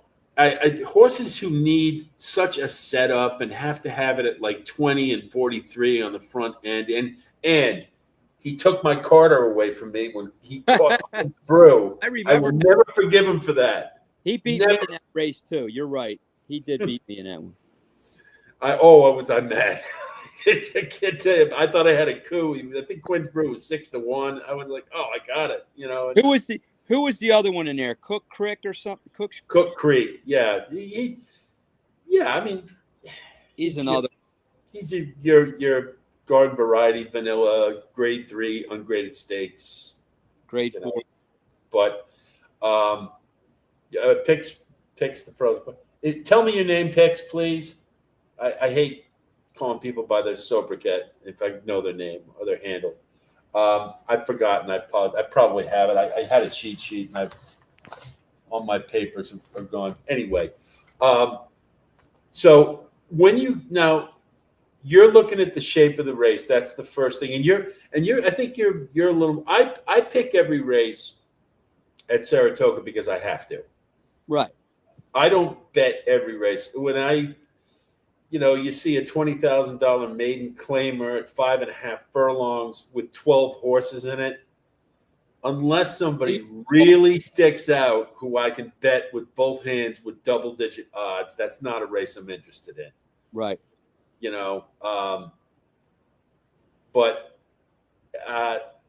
So race shape, discrimination as far as what races you look at. Now, what would you say as far as, because I think our methods are pretty similar. Let's talk about process. So now you got a race. Okay, this is my race. This is what I want to bet on. Take it from there. What do you do? Well, depending on whether or not the race. Thank you, Jeff. Sorry. Thank you. That's okay. Depending upon whether or not the races afterwards are something I want to get involved with in a sequence, I try to judge, and then I always look at the scratches because I might actually skip a race if it scratches down to like some horses that if it gets like really low, I may skip it. But if I really have a strong opinion in a race, like I really like a horse that I want to bet on, I will do a win bet. I don't go crazy. I don't bet hundreds of dollars. Derby time, stuff like that, yes, I will spend more. Okay. Here's one thing that I've learned, and I've been trying. I did it yesterday. I've been learning to do better because, as we've discussed many, many times, we could be really sharp, or at least we think we are in our handicapping and our approach. But then we're kind of like my grandmother used to say, who was Italian, we're kind of stunad when it comes to like betting or like, you can't make a decision. I saw this recently. Don't don't fit your handicapping into a bet, right? Um, let the race kind of show you what you need to do because maybe you're like, yeah, I'm all in on this or whatever. But then maybe it's like, well, there's a couple horses come out that you wanted to use underneath, and there's not as much value. And it's like, well, okay, I really like this horse. Maybe I could get an exacta. Like that race yesterday with Emerging Market. I had a decent exacta in there, and I got paid a little bit. I got over $50, which is nice. Um, No, but that's a that it's a matter of degrees. I mean, we've talked about it all the time. I mean, how do you yeah, make a 3 to 5 favorite pay? sure, Get a horse underneath yeah. that at a decent price, or hammer it. If you I think, did I that mean, today. there was an exacta today in the honorable miss, That's what I did. I had the um, triple. or that allowance race with senior officer Yes, and that was Tip another one. Top Thomas. Now I had Yeah. Tip Top Thomas. I was all over him. I didn't bet that race, but I would have picked. Sometimes that's another thing I do. If I'm not betting a race, but I know the horses. Here's another kind of a rule of thumb that I have too. I try to follow this. I don't always do it. Okay. But for the most part, I try not to bet races that I don't handicap. Now, that being said, today, did I spend a lot of time on those Ellis races? No. But I did like a shorter handicap. The one maiden special weight up at for the 2-year-olds going longer on the turf. Um, Up at Saratoga. What I did was I looked at everything because Twin Spires is great. They got the Brisnet stuff on there. They got stats. They got all the stats on there. I went on my thing here and I looked at different things with the trainers and the sires and all that stuff. And then, you could still do a quick handicap. Then I look at the speeds and I look at their type of running style. So you could still do a quick, but it's not like I was just picking out blindly, like just throwing darts. I was still looking at certain things that I was interested in. And but the point I'm trying to make is that I won't leverage as much of my bankroll on those smaller bets or those smaller races. But then if I get to the stakes race or a sequence that I'm really, really interested in, that's kind of where I spend most of my time, as far as where I try to bet. And I'll do and the other thing I've learned too, like a couple weeks ago, and I know you and some other guys, I really try to listen to you guys. We're saying like, try to kind of reevaluate what you've been doing well. I know Gio's been talking about this a lot. Like, I've been doing really good doing spot plays with win bets. Last weekend they had the thing with the Twin Spires. I'm not trying to advertise for nobody, but they had a thing on there. Um, split the 6 or something like that. Yeah, they have those hit it and split it's Kind of thing like that. But I had 3 out of 6. And that's or 3 out of 5 or whatever it was. And I got a little, little rebate from that. But the thing is and it wasn't like a big win bet, but I was like maybe $10 or $15. If I liked one, maybe 20 or something like that. And that just builds it up. And then I'll I tell try. you a little thing, if I may, Sean, about Sure. reevaluating something I've been doing recently. And at Saratoga, I probably do this every year. It's just this year, really, I wanted to bring it up. Right. Saratoga, because it's a longer meet than it used to be, a lot longer. It used Yeah. to be only August. Now it's 2 months, Right. One of the most important things about Saratoga is hot barns. Yes. And honestly, you have to. You can look at a horse and go, not sure, but the barn's hot. You throw him in. Yeah.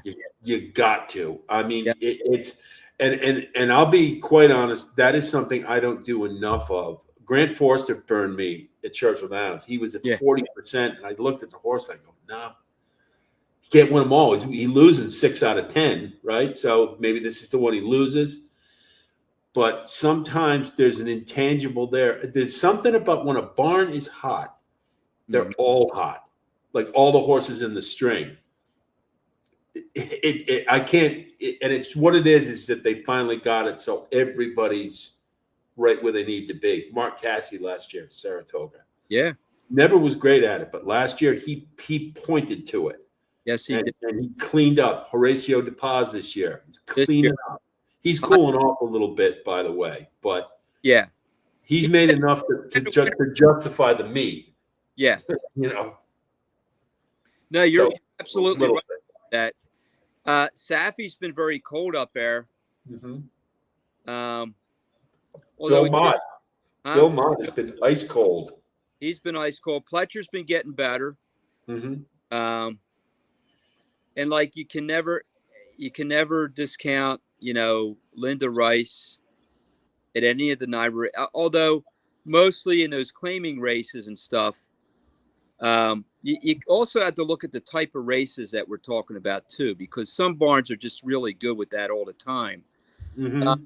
Joe Sharp, sometimes he's got a couple of winners up there. I'm not saying he's the strongest right now, but with him and Jose on board, and then look at the jockeys.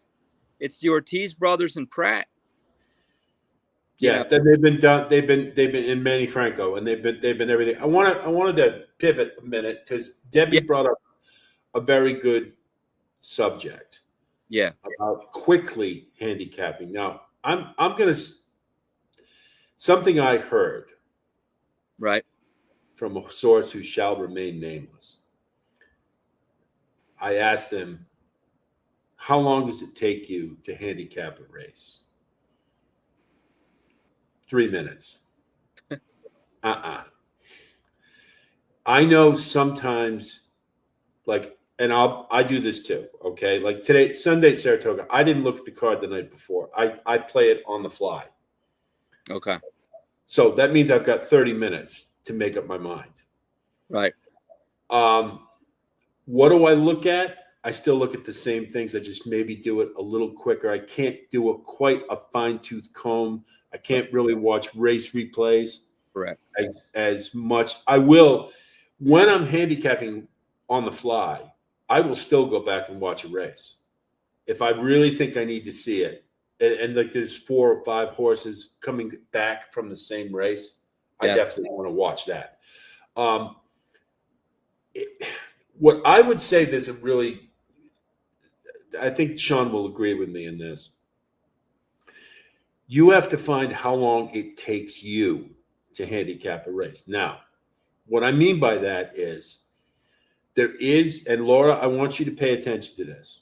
And this is not, I'm not meaning to pick on you or knock you. I want to just bring something up. We talked about this before. Paralysis by analysis is a big problem when you're starting out. I did it. I'm sure Sean did it. Everybody does it. You overthink the race. And sometimes in handicapping a race, you do too much analysis. Mm-hmm. Okay, you can talk yourself out of a horse you like. I've done that. When I started, there were many times I'd be like, "Damn it, I like that horse. Why didn't I bet it?" Right. So what I'm saying is, now, if you look at a horse, are you going to watch every single race replay or the pertinent ones?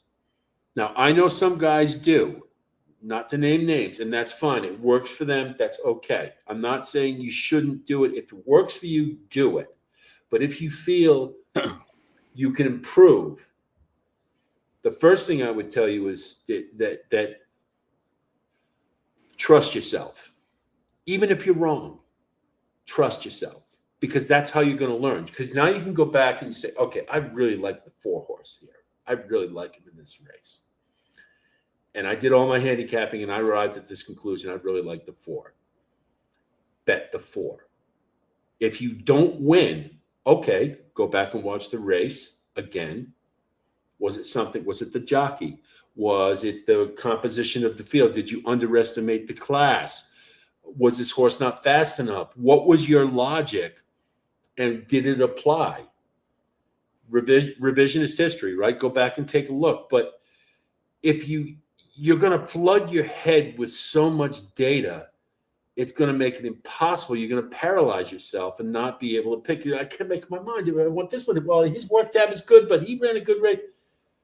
You're going to know what works for you. Like Debbie has her miles per hour thing that she does her spreadsheets. That works for her.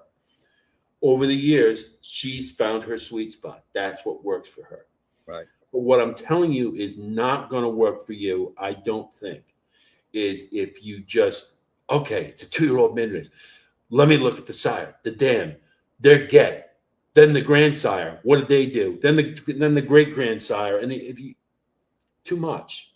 Right. Too much. Over time, you're going to understand what works, what you need to know. But I'm just like, you'll flood your head. You won't be able to make a good decision if you have too much data. So just try to. It's hard to say. It's hard to put it in words. Over time, you're going to know what works for you, what you like to see, and when you get to have successful bets and you keep track of, these were my determinants. These were my things that I used to make a race, to pick a race, and you're winning with that, then you know it works. Then you have a method that works for you. Everybody's got a different method. That's why I have all these different people on here to show you there's different ways to skin a cat. So don't feel bad if you don't win right away. You're still getting your grammar. Laura, don't worry about it. It's going to come.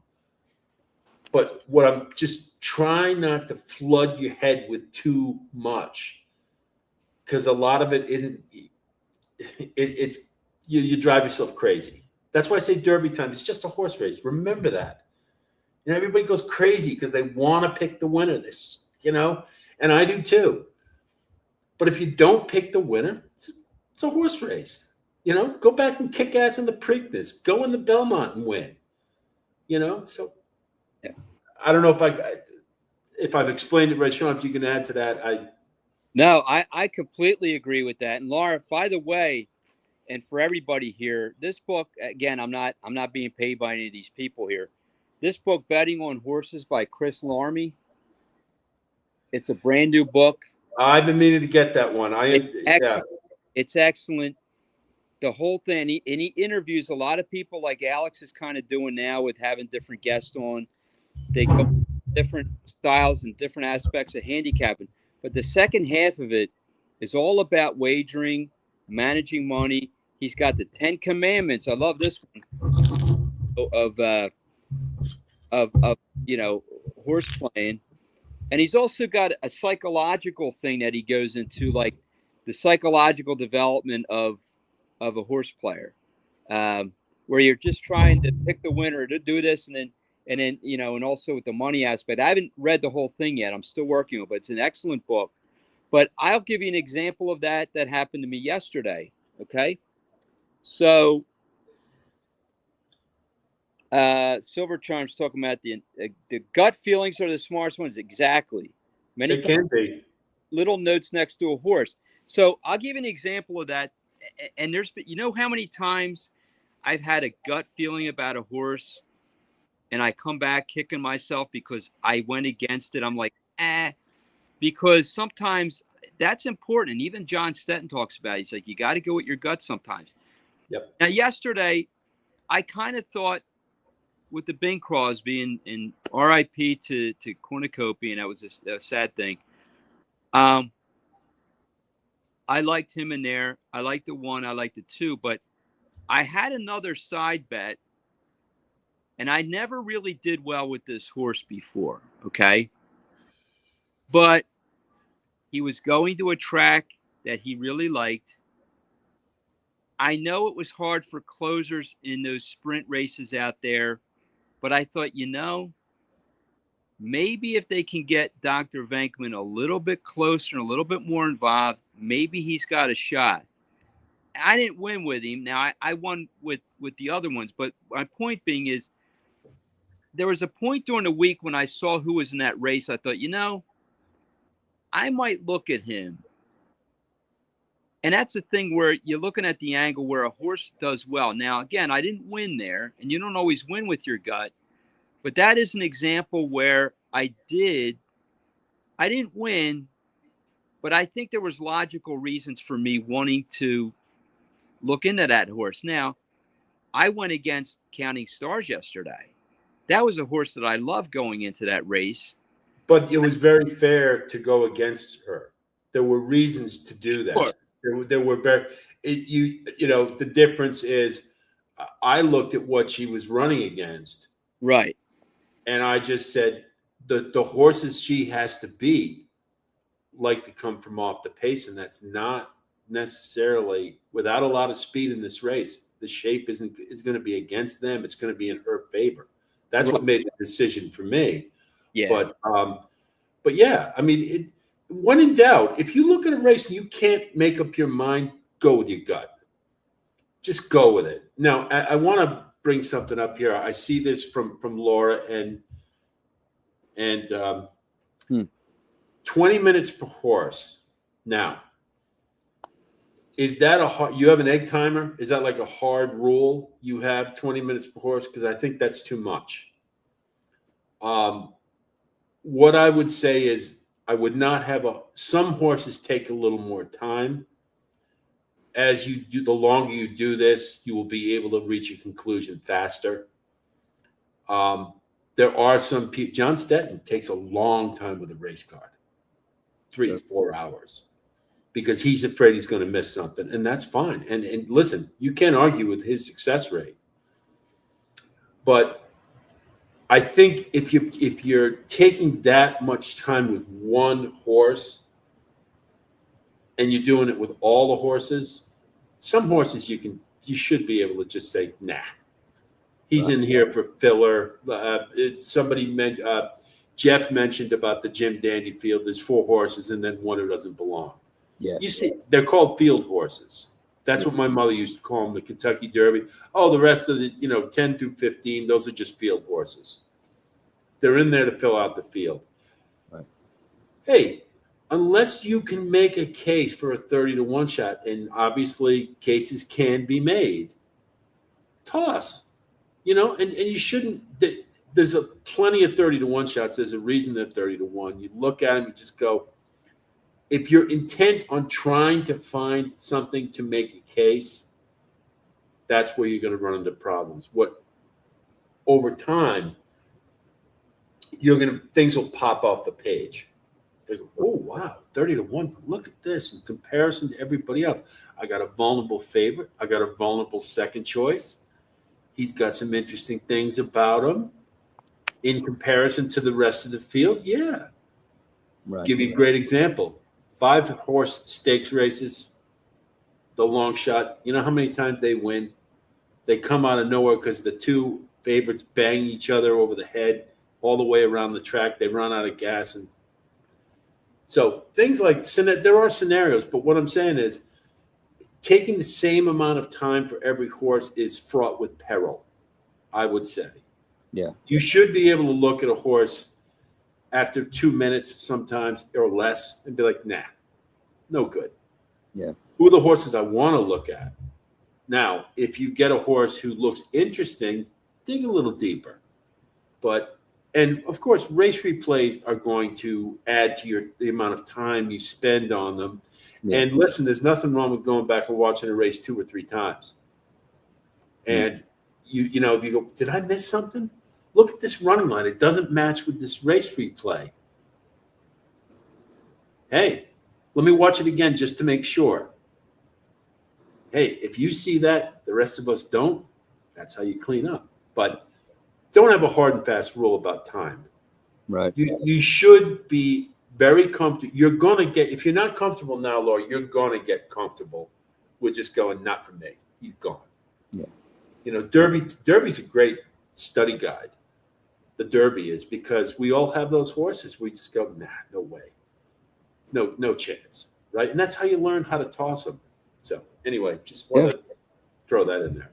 You know, like I said before, when I go through the forums, the first thing I do is I just go through the forums, I mark them up, I look at the races, I start from the bottom, I work my way up after I look at, their breeding, what their record is.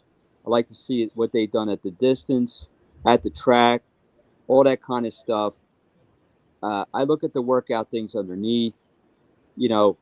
I just go through the form. It takes me like a couple minutes. I just do that. I put it aside, go to the next one. And then when I'm all done with that, I go back and then I just do all race review. Because sometimes I'll make notes on the form when I'm going through it. And I'm like, oh, okay, this one for some reason drew my attention. Now when I watch the races, and by the way, I don't watch all the race reviews. What I'll do is I'll look at the last few in the form cycle. You begin earliest to latest, okay? That's what I like to do because I like to see progression. If there's a race that they won at the track, and even if it was like the end of last year, say, I like to see how they did, how they moved over that race, stuff like that. And then I kind of like hone it in like that. And sometimes, and again, I'm not a speed figure guy, but if you see like a horse like that's got consistently in the 70s, 80s, and then the other ones are similar, and then all of a sudden you see one that's got like 90s and stuff, or conversely, like in the 50s or 60s, well, you know that they're standouts for whatever reason, good or bad. So sometimes you look at that, and then, I guess the biggest thing you have to really kind of face up to, and it's hard, is to admit, hey, I was wrong either in my betting or in my opinion, but you can't bet them all, right? And that's, we don't like to lose, but that's the risk. The other part of it is, we've used the expression several times. He beats me. Yeah. I'll let him beat me. Sure. Be prepared for that. Don't be afraid to let a horse beat you. I mean, if you think you can beat them, try. John just brought up a great example. I love races when I see a horse who's got a speed figure that's appreciably bigger than most of the field. Why is he there? If he's so much better than the rest of them, what's he doing there? He's a bounce candidate, especially if he just did his career high and felt that, I mean, and I know a lot of people don't believe in bounces. I do. I've seen it happen a million times. Regression is a big part of this. What's that, Sean, before you answer, please tell Paula what that book is about 2-year-olds. Oh, it's called Handicapping 2-Year-Old Thoroughbreds. And you can get it on, I think I got it on Amazon. And it's by 2-Year-Old Edgeman. That's the name of he was on X. I haven't seen him on there in a while, but he used to post up, but it's very, very easy to read, succinct, and he kind of summarizes things at the end of what to do, what not to do. He explains breeding, he explains trainers, dams, the importance of the dam side of a horse. It's a good primer also just in understanding breeding. Here's the other thing. That takes some doing. It does. To understand breeding. I've read a lot of books on breeding. Yeah. I still am like the Rasmussen factor and right. All these. I mean, it's too much for me when you get into the biology and all of that. So yeah. But understanding certain sire lines is very important. Correct. And that's the other thing with these 2-year-olds, right? Like a lot of people are on these flight lines and all these different things. So what they're running in sprint routes or sprint races rather than routes. Look, like Life is Good has been killing it. Yeah. I've bet Life is Good. he had another one down in Ellis today that I won with. You know, he's been really doing well, and there's certain dams that have thrown winners as well that you got to look at. And to your point, Sean, Yeah, you know why life is okay. I'll use an example. Now, I didn't put it on my full card selections. I kicked myself afterwards. I took Greenwell last week at Saratoga, the first race, because he was a flight line. He finished second. I said he takes another step forward. But he got beat by the Good Life, who was sired by Life is Good. And all I was thinking was, does he get revenge in the breeding shed? But you know what he's going to be? Like, if he's nothing else, Life is Good is going to be a great first-time starter sire. And you know why? And this is something to think about that'll help you when you're going to see a lot of these horses enter stud that you've seen run. Life is Good had greasy, fast speed. So his get are going to be greasy, fast. They should be. Most of them are going to be, right? Which means they're going to be precocious because horses like now Flight Lines right now he's been doing pretty well. okay, yeah, But it appears they need more ground. right. That was Life is Goods. They're going to be able to win at 5 and 6 furlongs because of the greasy, fast speed. Little Bacoma, great first-time star. Why? Greasy, fast, miler speed. Pure speed. Speightstown. Speightstown was a great sprinter. So it only follows. So they're going to have greasy, fast speed. AP Indy, terrible first-time starter sire. Why? He wanted to run the Belmont. That's what he was good at, was running a mile and a half. He's not going to want to run at 6 furlongs. Right. So that's a good little thing that you guys can all do. Think about the horses you saw run when they were running. What kind of horse was he? Right. And then you translate that to his get. And so a lot of times, and I love seeing milers who were first-time starters. Bacoma, Smiling Tiger out in California. Love that sire. Twirling Candy, greasy, fast, miler speed. Candy Ride, greasy, fast, miler speed. They're the ones who get good first-time get. Gun Runners, not so much, right? Because he does, but it usually takes them a little while, right? So you think about when you saw them run, what kind of horse they were. That's going to help you. So to your point, I had a nice bet with that, and I had that second time Flight Line underneath, and I did okay on that. I tossed the first time one that they were all power line. I tossed him because I knew he wasn't going to give you a good price, and I didn't think he was going to win the first time out. But here's the thing: these are sprint distances, 5.5 furlongs, 6 furlongs. Those ones, like if you see like one of these Flight Lines, or you see like a Curlin with a Bernardini dam, put them in your stable mail. I've been saving a lot of these horses. You can do that. Arminius.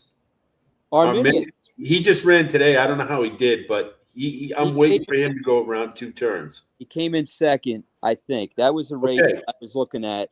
Progression. He's getting there. He getting got longer, second. Getting better. He got second, yes. Okay. The horse I had on top won that one. But anyway, but keep an eye when they stretch those horses out. They're going to do better. Look at what Sovereignty, like the first time he was out in a sprint, he got third. But when they stretched him out, and then when he was in the Golden Cent or the race out in Churchill Downs, I mean that's when he won. Mm-hmm. So I mean, keep an eye on those horses for down the road. Yeah, because and just think about animals in general. Like bigger dogs and stuff. They take longer to develop. Same thing with horses, Big guys like me. I didn't fill out until I was like 25. There you go. And I always think about that, to be quite honest. When I see a big horse, I go, it's going to take him a little while. Somebody said they want Laura won with a Smiling Tiger Maiden at Emerald. They're good deal on that. Yeah, I love that. I love that sire. Was he was gold. You know, it was another great one was Stormy Atlantic. Yeah, The secondary sires that everybody overlooks because they weren't marquee. But oh my God, Smiling Tigers! I won that Claiming Crown. I hit 2 Smiling Tigers in that sequence. that's And awesome. that was the only reason I had them because they always fire and they don't care where they are. Yeah. But that's going to help you guys with pedigrees. You start thinking about the horses you saw run when they become a sire. And even if they don't win, like I like Cassie's horse that I think he came in second in the race. But in other words, even if they don't win, if they improve, That's right. Yeah. maybe they still ran a good race, but they're Mhm. building foundation and they need that because the more experience they get, the better. And like I said, some of these trainers, they're working off of that. They know what they need to do to get this one, to get it. I have a horse with my racehorse. He's by Munnings. He's trained by Michael Trombetta. And, we had a gelding recently. He had a bad break down at Colonial. He's actually running the day after Vinny's running. I wish it was the same day because maybe if he's down there at the stable, I could go see him. I saw him as a 2-year-old in Ocala when we had a My Racehorse thing. And he had problems with his feet. He was going to be trained by the coach, and then he died. He goes over to Trombetta. He was training him down at Gulfstream. He was training very well. He's had a few issues. And his last race, even though he didn't break well, it was probably his best race right after they gelded him. And I almost had a chance to see him because he was recuperating at a farm right around a corner from me, but I didn't get a chance to see him. But anyway, they're very, and he had like a 36 and 3 breeze today. I mean, he had like a really good workout at 3 furlongs. But even though he didn't win that race and he maybe should have, he still did well, and he had to get through traffic. Michael Sanchez is one of the better Mid-Atlantic jockeys. He runs at Parks and Laurel and O'Neill. He's been his guy, and he's on him again. I have a lot of hope that he might graduate on Friday. I hope he does. But my point is that sometimes it takes a while, but once the light bulb, he's been training well, but sometimes it's like a horse may not get it first time out, but you see improvement. That's what you want to pay attention. And again, I'm learning all this, right? I don't claim to be any kind of expert. I'm like all you guys. I'm still learning. But like, I don't play every day, but I get involved often enough that even if I'm not playing a race, I like to see what's happening and I like to keep things in mind. Like I have an Irish guy, a true Irish guy, Alex, that is a parishioner of mine, and he's always said, he's like, don't forget the king, the King George and the Queen Elizabeth is running. And I said, okay. I said, now I'm not going to bet this race, but I'll probably watch the replay and see what happened. That's when Calpana won yesterday. Oh yeah, and that was I'll tell you, I didn't. Now I'll say full disclosure, I did not handicap the race. No, I love Ascot. I love right. it, but Calpana scratched out of a race at Royal Ascot to run in that race. Okay. That's the first indicator. The second one is Calandigan had just come off a monster. Yes. Regression, bounce candidate. So there you go. You got 2 things right there that even without looking at the race, I was like, oh, Calpana, I remember she scratched out of Royal Ascot. Why'd she do that? Because she wants to run in this race. Better payday, must be really good form. Trainer intent. There you go. And so, but there was something, Laura, I saw something that pardon me, I wanted to get back to because, where was it? I'm terrible about this. I'm a greenhorn when it comes to this stuff. Oh, okay. Laura says I also spend time after the race on the race, maybe another 20 if it was a race I thought I had figured. That is what led me to your channel. Okay, well, thank you. I'm glad we got you for one thing. I'm I like the post race thought. I like that. Mm-hmm. I'm trying to think if you want to do it with every single race, though. I mean, that's time consuming. And again, the most important thing, like those books I gave, my reading list at redditwired.com, all the books I ever read are right there. And I think a really important thing to do is try to focus on like one concept. Start working with it. Then you go to another concept and work with it. But if you try to jam it all in, you'll get brain fry. That's Laura. I will say I'm a little concerned about that with you, and it is a little bit. Is that you?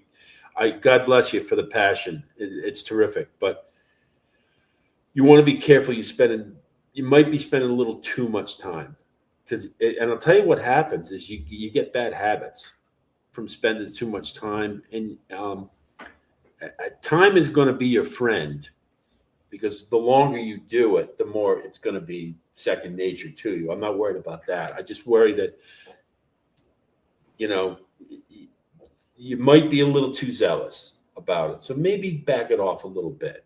Laura, I can Just speak. I can speak to that a little bit, because I was getting, like, when I was really, really first starting to get into handicapping a few years ago and really getting serious about horse playing, I was doing the same thing. Now, I still like, I won't watch any content, even Alex, no offense, until I've actually done all my handicap. And then I like to go back and watch these guys and just see. That's what I do. Absolutely. Yeah. But I was getting really, really into it. And you know what happens? See, I like this because I enjoy it and it's a challenge. But then when it becomes overbearing, it's like I feel like I gotta take a break from it. And I've done that with other hobbies that I've had too in the past, where I was so into it that I was letting it become too overbearing on me or whatever. And I just had to like say, you know what? I got to kind of loosen the reins a little bit. It's almost like I'm being rank. I got to loosen the reins a little bit and just like say, look, just have fun with this. Don't make it all, don't take it too. I'm not saying don't take it seriously or try to do the best you can, but I know exactly what you're doing because I've been there. Yeah, me too. And you can get burned out on it, and then it's not fun for you no more. And we don't want that. Yeah, I mean, you're right, Sean. And I'll tell you, when I started, members of my family will tell you, kitchen table, printing past performances all night long for one race card. And writing my little notes, and like my hand, I'd get cramps because I was writing so hard and like so intent. Yeah. And what would happen, and I used to go in with a game plan. I'd go down to the race book with all my little notes, everything ready to roll. And as I've told you guys, you can't be afraid to. It's good to have a plan, but you can't be afraid to audible either. But right early on, you're like, why didn't I see that? I thought I saw something there, but I discarded them. Why did I think this horse was more important than that one?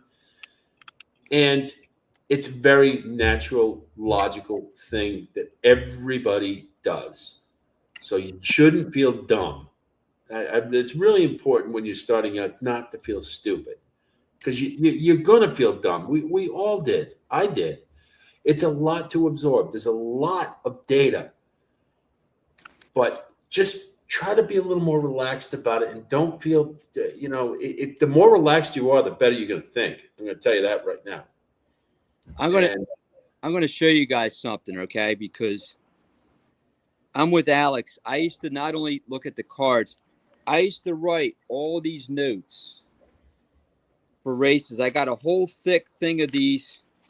This was from last year. I got like into like writing notes and stuff. I got notes that are like, and all I was doing was I was spending so much time on this, and it's not bad because sometimes I've gone back to it and I like, oh, there's old Crazy Bones. I liked him in that race last year, and I see what I had in there.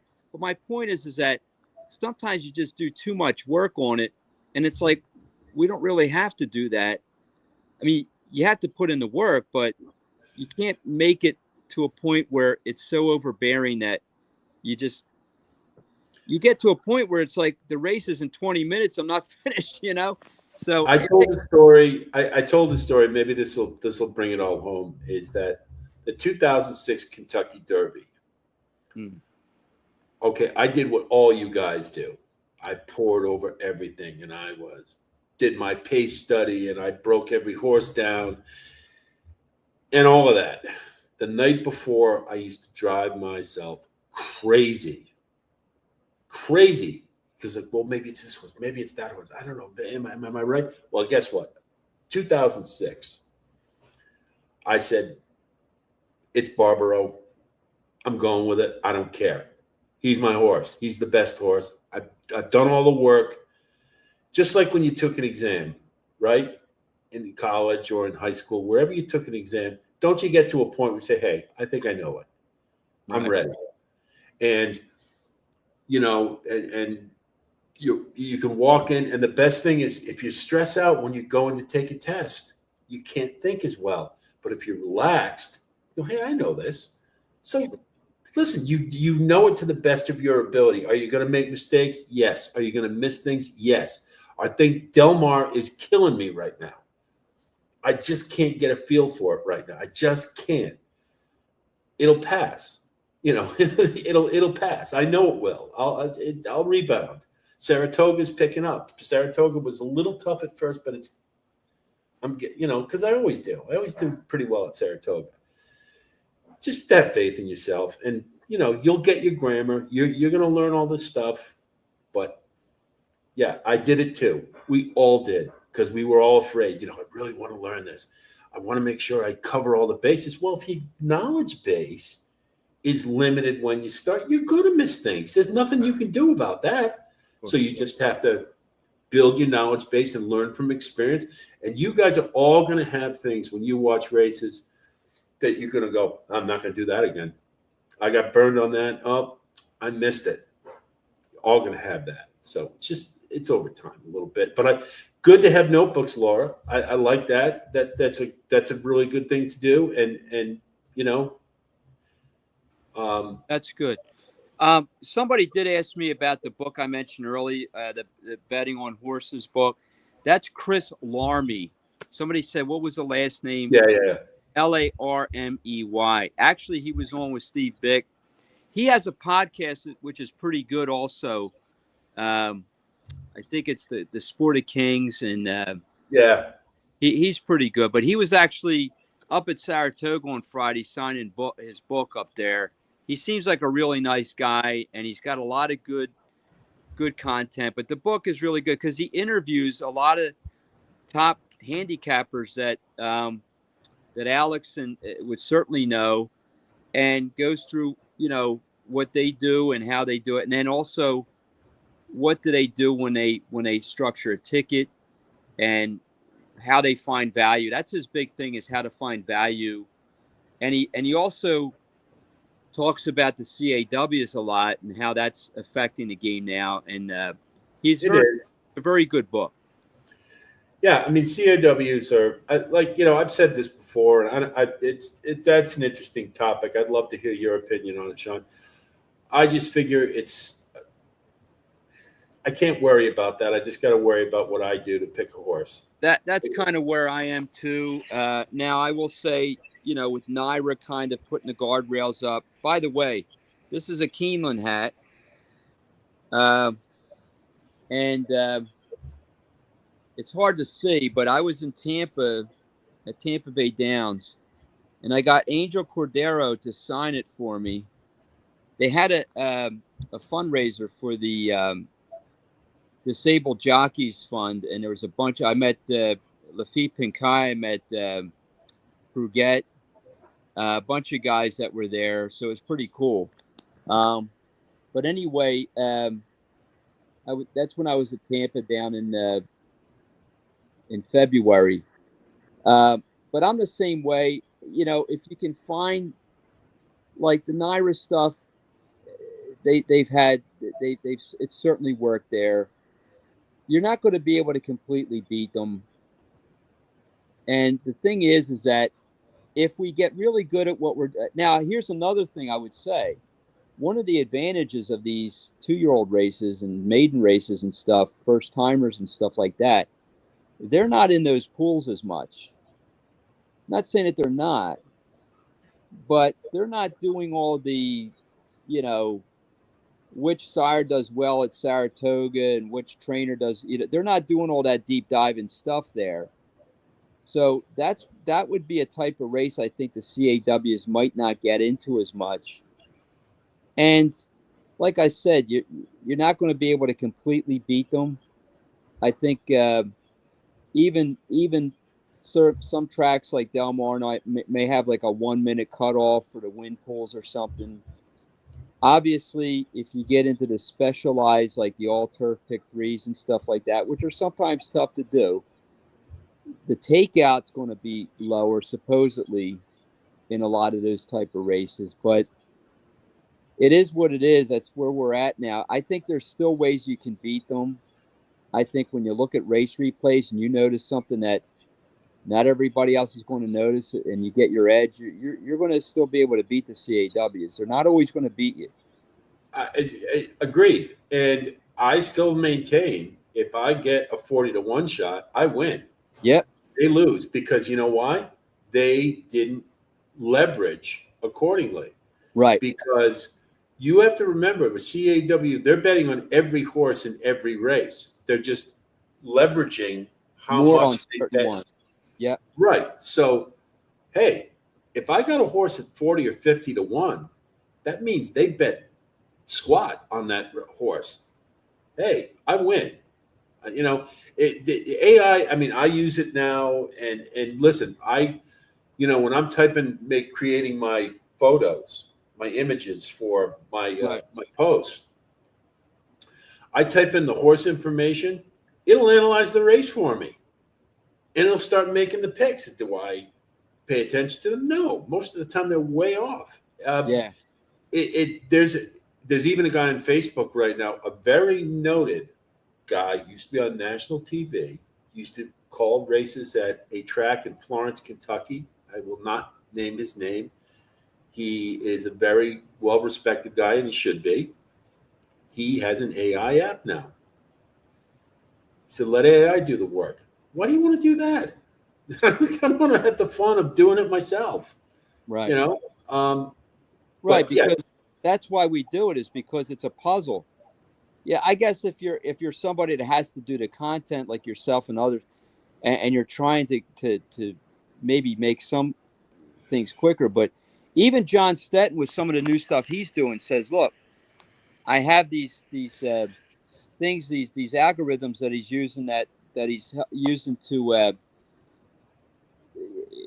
that's measuring like deceleration. Or he said, but I do go against the machine sometimes, because he said there's going to be something that I disagree with, because it's just I do the eye test and there's something I like better than what they're saying here. I disagree. Like I think even in the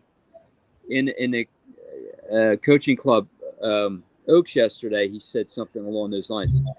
But now you're going to laugh at this, but right before Royal Ascot, I don't like using AI stuff, but I did it just for fun with the picture. And I said, put me at Royal Ascot. And it did this whole picture of me with the top hat right there at the track. It was really funny. I sent it to my friend that's the trainer with my horse, and because she's been over there, she said, you got to go there sometime. oh yeah, She gets horses from Britain and stuff sometimes. Her husband was a top jockey for jumping. Patrick. young, and in fact, he could be a type that could be in the Hall of Fame. I mean, he's done some top stuff with the jumping races. But anyway, then I had one. I said I put the picture of my horse in there. I said, have Vinny winning the Kentucky Derby, and they had him in there. Winning there. It was like kind Yeah, of. I mean, it's for some things AI is wonderful. You Yeah. you can do videos. Sure. I on my video editor, I could put myself in a video and it will create whatever image I want. Right. But I'm not trusting it with horses. I'm But- just because here's another thing. Can AI give you trainer intent? They don't. Nope. They can't do that. They can't. They also can't look at a race. And Laura's going to kick me for this because it's a mistake I've made with the 3-year-olds twice this year, which I never try to make the same mistake twice, but I did. I made it in the Derby and I made it in the Haskell. You look at the betting line at the tote board. What do we see in the Haskell? 2-1, 2-1, 2-1. 3 horses at 2-1. And what do I always say? What's the first thing you do when you see that? You go for a long shot. And I didn't do it. I thought Further Ado was the best horse, but everything told you to go with Baby Vino. AI can't figure that out. CAW can't figure that out. They can't. That's why you get him at 28-1 or whatever his price was. So that's why I say, humans and moreover, who created AI? Humans did, right? Right. I mean, they can process things faster than we can, but it can be done. And it's done. We do it all the time. All of you guys have beaten the CAWs. I know you have. Ernie's done it. Ernie's had some big scores. Mm-hmm. Hey, that's and to me, if you need a little added incentive, is I was talking with Kevin Costello, who's a big time handicapper contest player, great guy. Maybe I'll have him on one night, and in fact, yes, I will have him on. And he said, "Why do I do this? Because I can't play sports anymore." So I can compete. I can have a level of competition. I can compete with everybody in the pool. But now you got the added fact you got to compete against the machine too. So it's a little. So when you hey, listen, you get anything over 10-1, pat yourself on the back. You just beat the pool and you beat the machine. Yeah. Absolutely. It's just the reality of where we are now, and we just have to be sharper on finding things, that's going to help to win. Like you said, you still got to value. If you really like a horse, this is something I kind of agree with Gio on, because he goes off on people like, well, I like this horse, but at that price, I'm going to bet this other horse. Well, if you really like the horse, you like the horse. Now, if it's 1-2, okay, there's no real value, but you could still find a value underneath. But that's correct. And it's a very popular thing that I have done myself. I go, 4-5. I don't want that horse. Well, if he's the only answer, yeah, find another way. That's exactly, you should. If listen, you can't get past a 1-9 horse. Right. If you can't get, what my answer is? Don't bet the race. Don't race, right. I've skipped. Put it in your sequence, and even then your ROI gets killed. Right. There's nothing that says you have to play every pick 5 or the late pick 5. Maybe the early one will be better. You get better odds. I've done that recently. I used to never play the early races like in a sequence. And the last couple of weeks I did try it. Now, it may not have been a pick 5. The one day I did, it didn't pay a lot because it was kind of chalky. But I do pick 3s a little bit more. But then if I'm good enough in the pick 3s, and I might do the double as well, you could do it a couple of times, and then you can, you might have, a pick 3 that might pay 90. If you have it 3 times, you're getting triple that or whatever, you know? Laura's convinced you were going to have AI write your homily. Nah. No, I haven't gotten that to that point yet. No. There was a comment Ernie just threw up there about John Stetton, and John's a very good authority on this, and he trusts his gut. He does. And he's made he said, call me crazy. I'm going to go against horses. And Right. here's the thing I would only add to that is it takes a while before you can trust your gut at the level he can. Sure. And so it's okay to trust your gut early on, and you're going to be wrong more than you're right. We all are anyway, right? I mean, but over time, your gut's going to be a lot stronger. And we've all had races like that where you go, you know, everything's pointing this way, but I'm going this way because something tells me. And you know, that's the importance of race shape. That's why I really try to accent the race shape. That's why I do the E, EP, P, and S. Yeah. Is because that should make a lot of sense. It's going to make the race really make sense to you. Hey, there's no front runner in this turf race. Wow, what's going to happen here? You know, Coaching Club American Oaks, great example. No speed. Well, the less speed there is, the better I like Counting Stars. Yeah. Because the other horses now out of their element, the ones who have to come from off the pace. Right. So that's a gut instinct that, you know, over time you'll develop. Pittsburgh a couple weeks ago, you know, and he beat Bilt in that race. And Bilt didn't run a bad race in that one. But when I saw Harrodsburg, now he was originally 12-1, okay? But when that race got to the sloppy scent, I was like, that horse is going to win all day long because he loves the slop, and he romped in that race.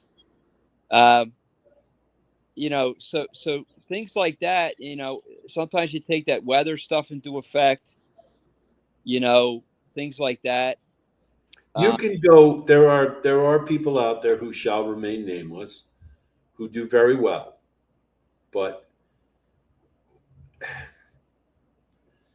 whether the rails, the wind, Right. if you had to pick anything, if I had to pick anything about the weather, I think is like extremely important that you won't know about unless you're really at the track is the wind. I agree. Is the headwind. Because if they're running into the wind, the speed horses are at a disadvantage. If they're running with the wind behind them, lights out. That's a good point. I agree with that. I think the dirt and all that stuff. Now, if I see a horse that's winning for fun in the slop, but he doesn't win a lot other times, I may toss him in the next race if it's on a fast track. Sure. Maybe that's all. That's you know, I think we overthink these type of things sometimes. It's a matter of you can get into that type of minutia when you have the fundamentals down. Then you can play around with that stuff a little bit more, and you have to have the time, right, to do it as well. Now, Ernie says my gut is usually right, but I screw myself following Chuck. Well, I think we've all been there. I've done it. What I would say is,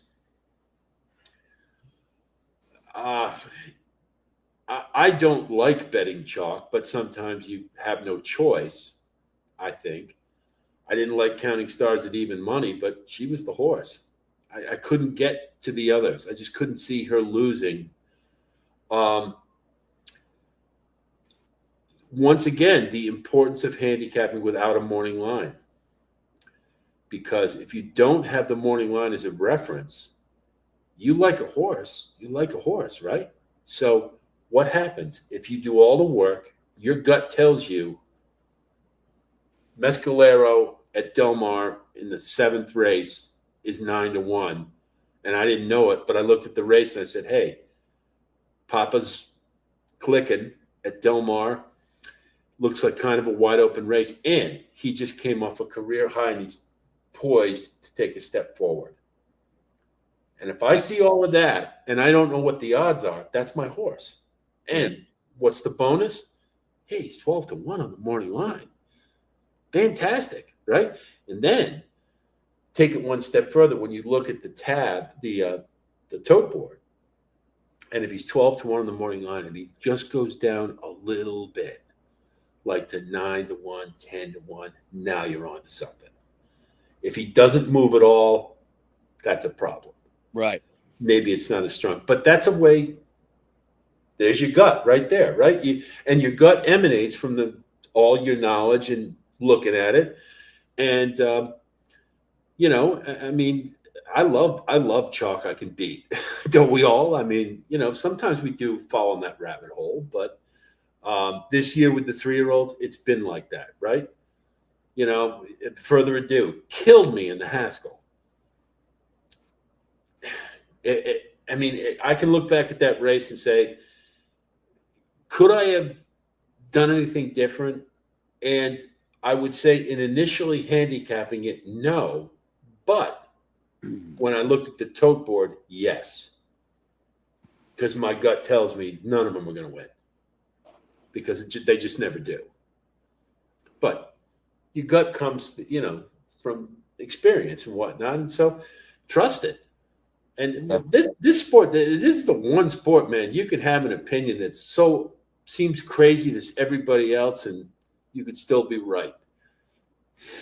That's the fun part. That's right. Because, that's the other thing to remember is, and again, like Laura was talking about, like reviewing, and it's a good thing to do that. And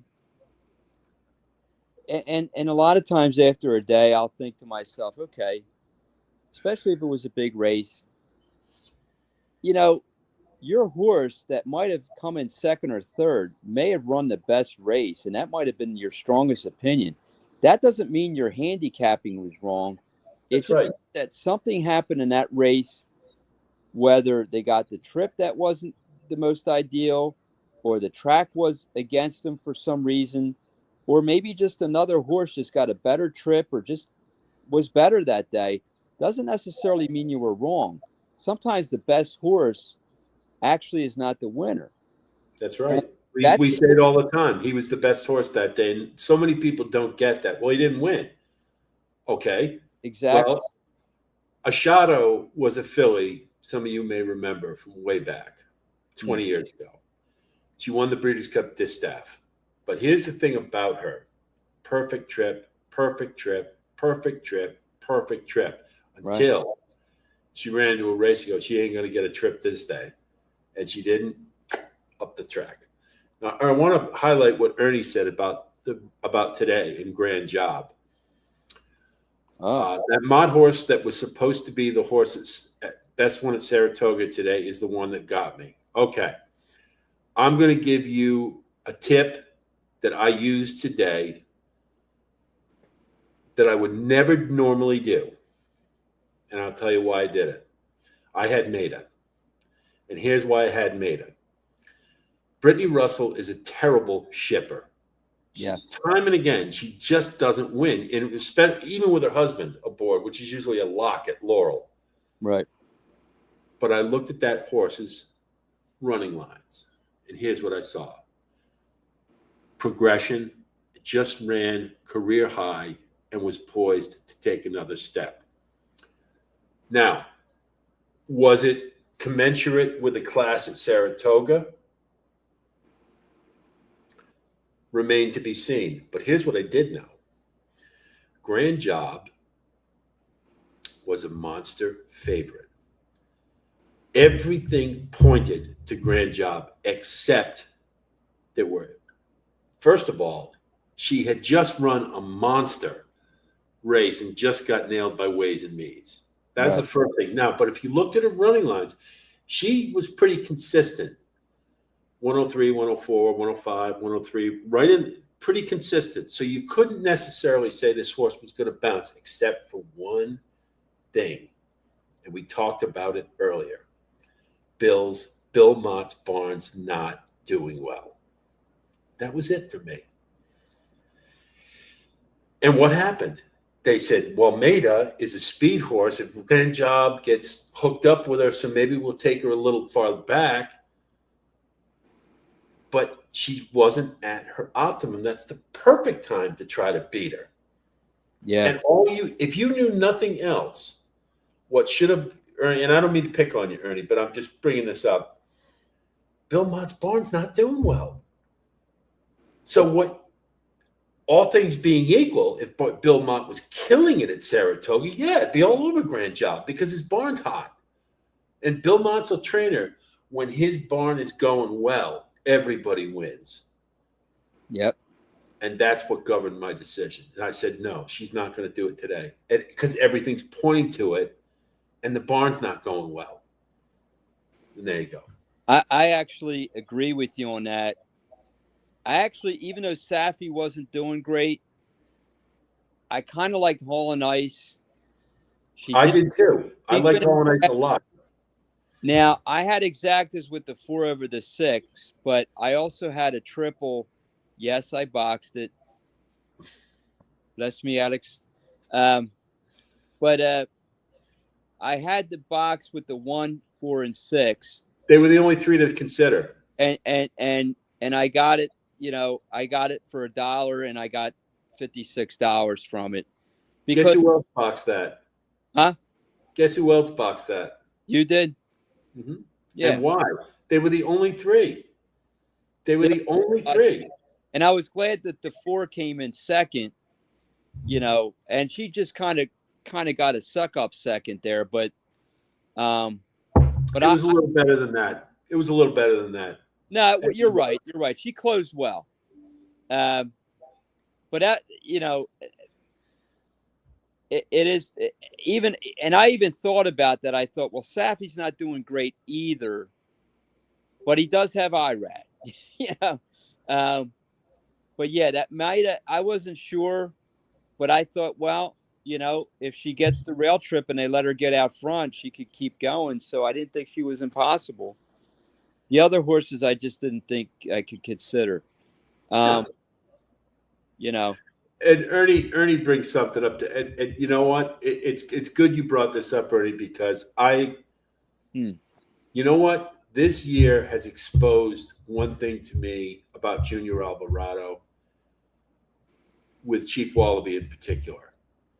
He's kind of getting like Joel Rosario. And what I mean by that is Joel is like a template jockey.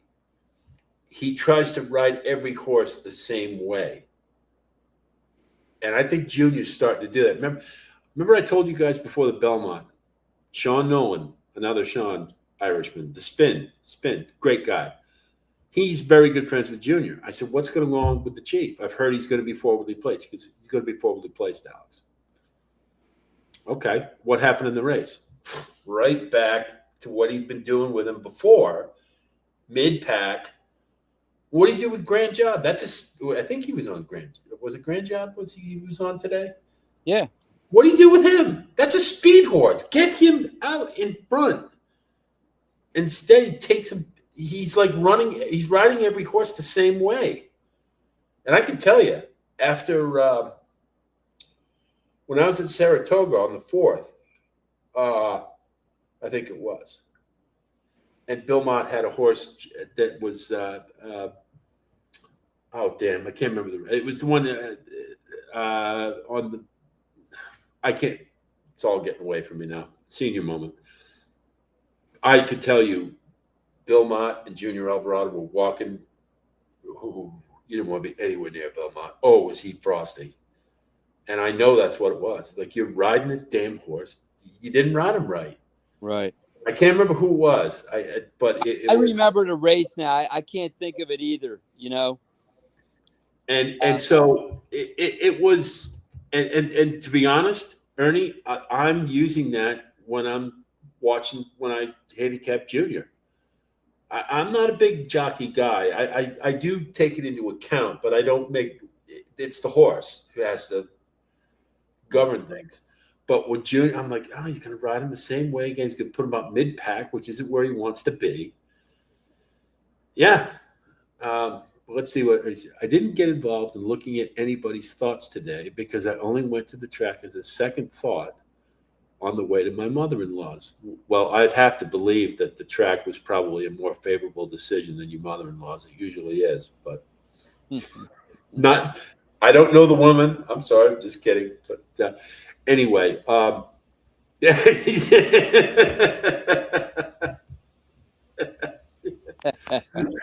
Well, it's yeah. I mean, but but that's what I'm talking about. Particularly at any meet, doesn't have to be just Saratoga.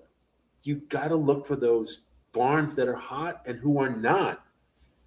And just because it's Bill Mott, hey, if he's having a bad meet, he's having a bad meet. It happens. You know, Todd Pletcher went what 0 for 36 at the festival in June, and now he's starting to heat up. So what you say to yourself is, well, it's not going to last forever. Right. But if all things being equal, if it's tough to gauge one horse or another, and a barn's not going well, you toss that one. Very important to know about hot barns. Very important. One horse yesterday that was a surprise, especially even if Mott's good, he doesn't usually get first-time winners, and a horse didn't win. But that Balzoni in that 2-year-old race, I think it was race 1 or 3. Kaylee was hot on him. He ran very good. He did. He'll be a good one. He needs more ground. Yeah, absolutely, he does. John knows this, and I should ask him, just point blank. I haven't talked to him in a while. I should. He made a very good point about Bill Mott with first-time starters. Everybody assumes that he's not good with them, and for the most part, he isn't. But he said there's a certain scenario where if you look at the work tab and you see a particular pattern, right? He had a meet at Saratoga where he was winning everything first off. It was unbelievable. I'd never forget it. It was like every maiden race, if Bill Mott had a horse, you bet him, and they won. Yeah. But when he has a very particular pattern with his works, the horse is ready. Yeah, I think one of the things he says, and I probably didn't phrase it right. It's not that he's not good with them. It's that he doesn't. It's not his intention to get him to win the first time out because it's his training style. He's very patient with them. Right. But after, a few races, look out, I think Ernie brings up something that I think in all the years I've been doing this, Bill Mott, I could count on one hand how many good 3-year-olds he had for the Derby. Lately, I think he's maybe succumbing a little bit to the pressure that are like, you gotta start winning with the 3-year-olds. Because for years, his older horses were the ones that were the most dangerous, right. And Turf, of course, and the fillies. But I think he's trying to get with the times a little bit and maybe fire up the 2-year-olds a little bit sooner. I think so. I've been noticing it the last couple of years. But I'll tell you what, I think it kicked him in the ass this year with Chief Wallaby, because I know for a fact he did not want to rush that horse along. Like, that's not the way he trains. Right. And, now he's favored Wednesday. He's 4-5 in the Curlin. I don't think I'm going to be able to bet him. I just looked at it really. I'll show you guys the field. I haven't done the. I was going to ask you what your initial thoughts were on that race. Well, I'm gonna put the field up, and I'll show you guys what it looks like. Let's see. Where is it?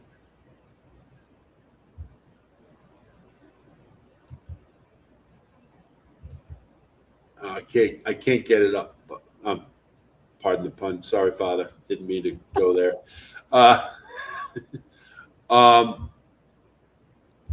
where did I? Oh, I'll just show you the past performances. Uh,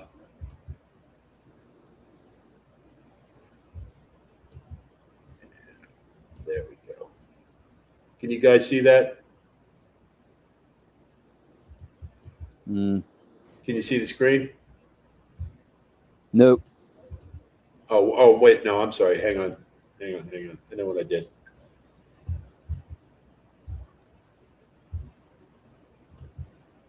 There we go. Okay. All right. So we'll take a look here. Oh, blackout time. There you go.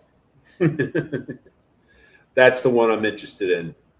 Now, I haven't handicapped this yet, but just looking at this on a cursory basis, first of all, Jose Ortiz aboard. That can't be by accident. And the fact that he was on him at Churchill for that optional claimer win, I think that's a good sign. Mm-hmm. Second thing is, he's been off a layoff and he fires off his career high Brisnet number or matches it. He's ready to take a move forward. Just really cursory looking at it, that's what I would say. Mm-hmm. Golfi looks to me like cheap speed. Just off the top of my head. Kendrick Carmouche is a jockey. You're probably going to send him. Now, this horse is confounding to me. Zinal. He's been scratched out of what? How many races? And Right. the Indiana Derby was pretty weak. And he had a pretty weak fourth. See, and you can see in the second call there, he was making a little bit of a move and he fell right back. I don't think he's got IRAD on him. I don't know how that happens. I might have some interest because of IRAD, but I don't know. Chief Wallaby. And fourth, third, and he seems to be running the same race every time. I got to look at him, but I don't know. And again, Bill Mott 7 for 52. That's not Bill Mott standards. Tiernanog. Oh, that's a good one, eh?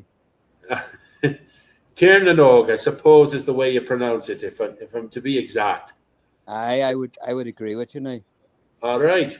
Well, that's grand, especially with Brendan Walsh, a fine Irishman, as his trainer. Let's see. Belmont Derby. Now, he's been on turf, and he broke his maiden at 1.25 miles. Yeah, but he may have just been lightning in a bottle, but Brendan Walsh can be very dangerous in these spots. And then Sea Strike, only field of 6. You got Flavian Pratt for Brown. Now, this is a horse that is confounding to me. I'll tell you why. How many Chad Browns have you seen with these type of running lines? They win their maiden first out, and you see the race rating was a 112. So it's an average maiden, and he got a 116. So pretty good effort. And it was a key race. But he follows it up at 6.5 furlongs in an allowance race, and he kind of runs first time against winners and older. And he runs kind of a so-so effort. But how many Chad Browns do you see come right back from that and just make a monster move forward?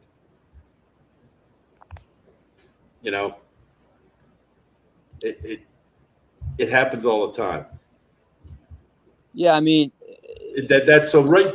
Looking at that rate, I don't consider that to be a great rendition of the Curlin. I would agree. I don't know. Like, it didn't look like there's a lot of speed in there. No. Except for Golfi, who, Mm-hmm. he's a horse that runs. He ran a lot at Aqueduct, never really did much. Like you said, cheap speed. But, I mean, who else is really going to be? I mean, Nobody. There's nobody. There's no other horse in there who's going to go to the lead. So that horse on the outside, he's not going to have much to close into. I don't know. But I'll tell you that the thing is that I like, and I've been burned by it, but I've also profited from it, is these Chad Browns going into these type of races where everybody bets the house on him. He's going from 6.5 furlongs to 1 1/8 miles. And he's stepping up in class after 2 marginal efforts. Correct. Why is he going to be short? Because he's Chad Brown and it's Flavian Pratt. But I can't see it. Remember Unmatched Wisdom? Yeah. Everybody was all over in the Travers. I was like, the horse, he's never run anything close to this type of field. And he fell back. So, I mean. And even if he wants longer, it's still a lot to ask in that type of race, in that type of situation. Well, we're getting a lot of people talking about blackout time. Let's see. McPeak is a mystery sometimes. He's always a mystery. Ernie, I think blackout time is going to fulfill the promise. I think they got him where they want him now. I do. I understand earlier in the year, but don't forget, these horses fill out. They grow. They get bigger. They get stronger. Blackout Time had kind of a weird start to his year in that they put him in 2 graded stakes races for his first 2 starts of the year. Obviously, he wasn't good enough. He probably needed a prep. He needed a race to get him in gear, but they couldn't do it. And I'm sure there was some owner pressure. He's got that Morning Line IO deal, which I don't get. They keep advertising. They finally stopped putting the horses up there. They had Blackout Time taken by the Wind, Universe, and I'm like, dud. Universe is in this race, isn't he? Or is he? No, he's in an allowance next week. That's what I was looking at. Yeah, he's in an allowance at Saratoga next week. Of the prominent 2-year-olds, Blackout Time was the only one who I think looks like he could be something. What was his? Who ran in the Breeders' Cup Juvenile? I'll say who ran in the Breeders' Cup Juvenile. He's the one that I think is pretty good. When was his last race? Last month. At Saratoga? No, Churchill. What did he finish? I didn't see it on the line. He won, and I had him that day. I do remember that race now. I just had a feeling, because it's Kenny McPeak, that he was going to run well. Because when every instinct tells you not to bet a horse, but it's Kenny McPeak, that's probably when you want to bet him.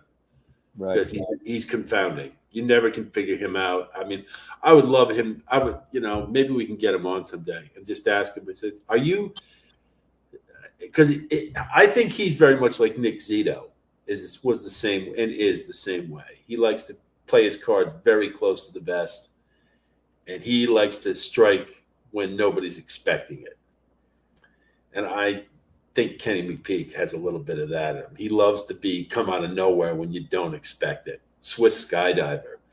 I mean, and anybody who's got a book on Kenny McPeak or who thinks they have him figured out, I would love to talk to them, because I've talked to enough handicappers. Everybody says the same thing. I can't figure him out. I can't figure him out. I would say this. I think he got obviously a lot of and well-deserved attention when he had both the Derby winner and especially Torpedo Anna a couple years ago. Yeah. So, I mean, and Mystic Dan wasn't great, but he did get better. But I think the thing with McPeak is I think he was getting, I don't know. I think he's kind of gotten into so many other things, and he got all the recognition that, I don't know, maybe he's just got a big string of horses and he's not being able, I'm not saying that he's not doing his job. I just wonder, did some of the things kind of fall through the cracks with him? I actually had a horse with my racer, and I'm not blaming him because they were very good with communicating stuff. We had a horse named, I think it was Silent Impact, and he actually they had to euthanize him because Oh, they did. 'Cause he was one I was kind of looking at. I didn't realize it. not silent. Was it Silent Impact? He was by Upstart. I might be confusing with a horse that's got a similar name. But anyway, he actually ran well in the fall, and he was doing okay. He got an injury, and then they decided that when he was examined by the vet, there was really not a lot they could do, and the most humane thing they could do was euthanize him. It was sad and all that, and I don't blame that on him or anything like that for sure. But I just think that maybe he was getting in a lot of different things. He had his hands involved with a lot of different things, and with this IO thing and all that, and his podcast, and maybe some things, maybe the quality was suffering a little bit. I don't know. His podcast is not bad. It is good. I like it. He's very honest there. He's very, very transparent about things. That's one of the few times you're going to hear that. Yeah. When, and he's brought up a lot of reasons why he's probably like Ernie points out, he's getting ready to get out because the restrictions Heis is just really, really tough right now. But one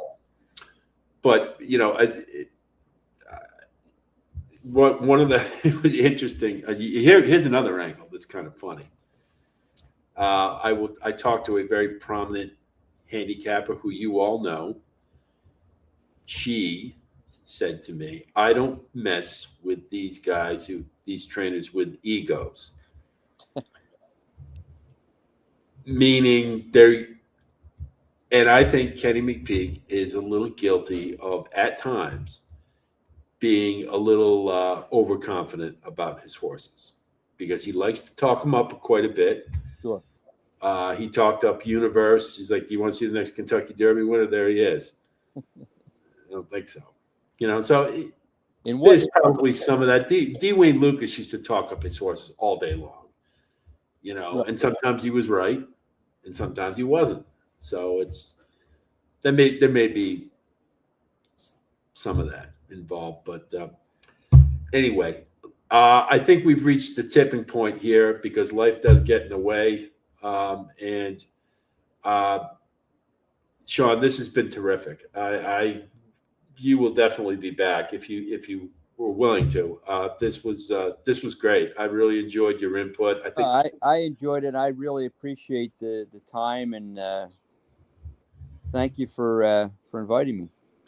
Oh, my pleasure. And this is what it's all about.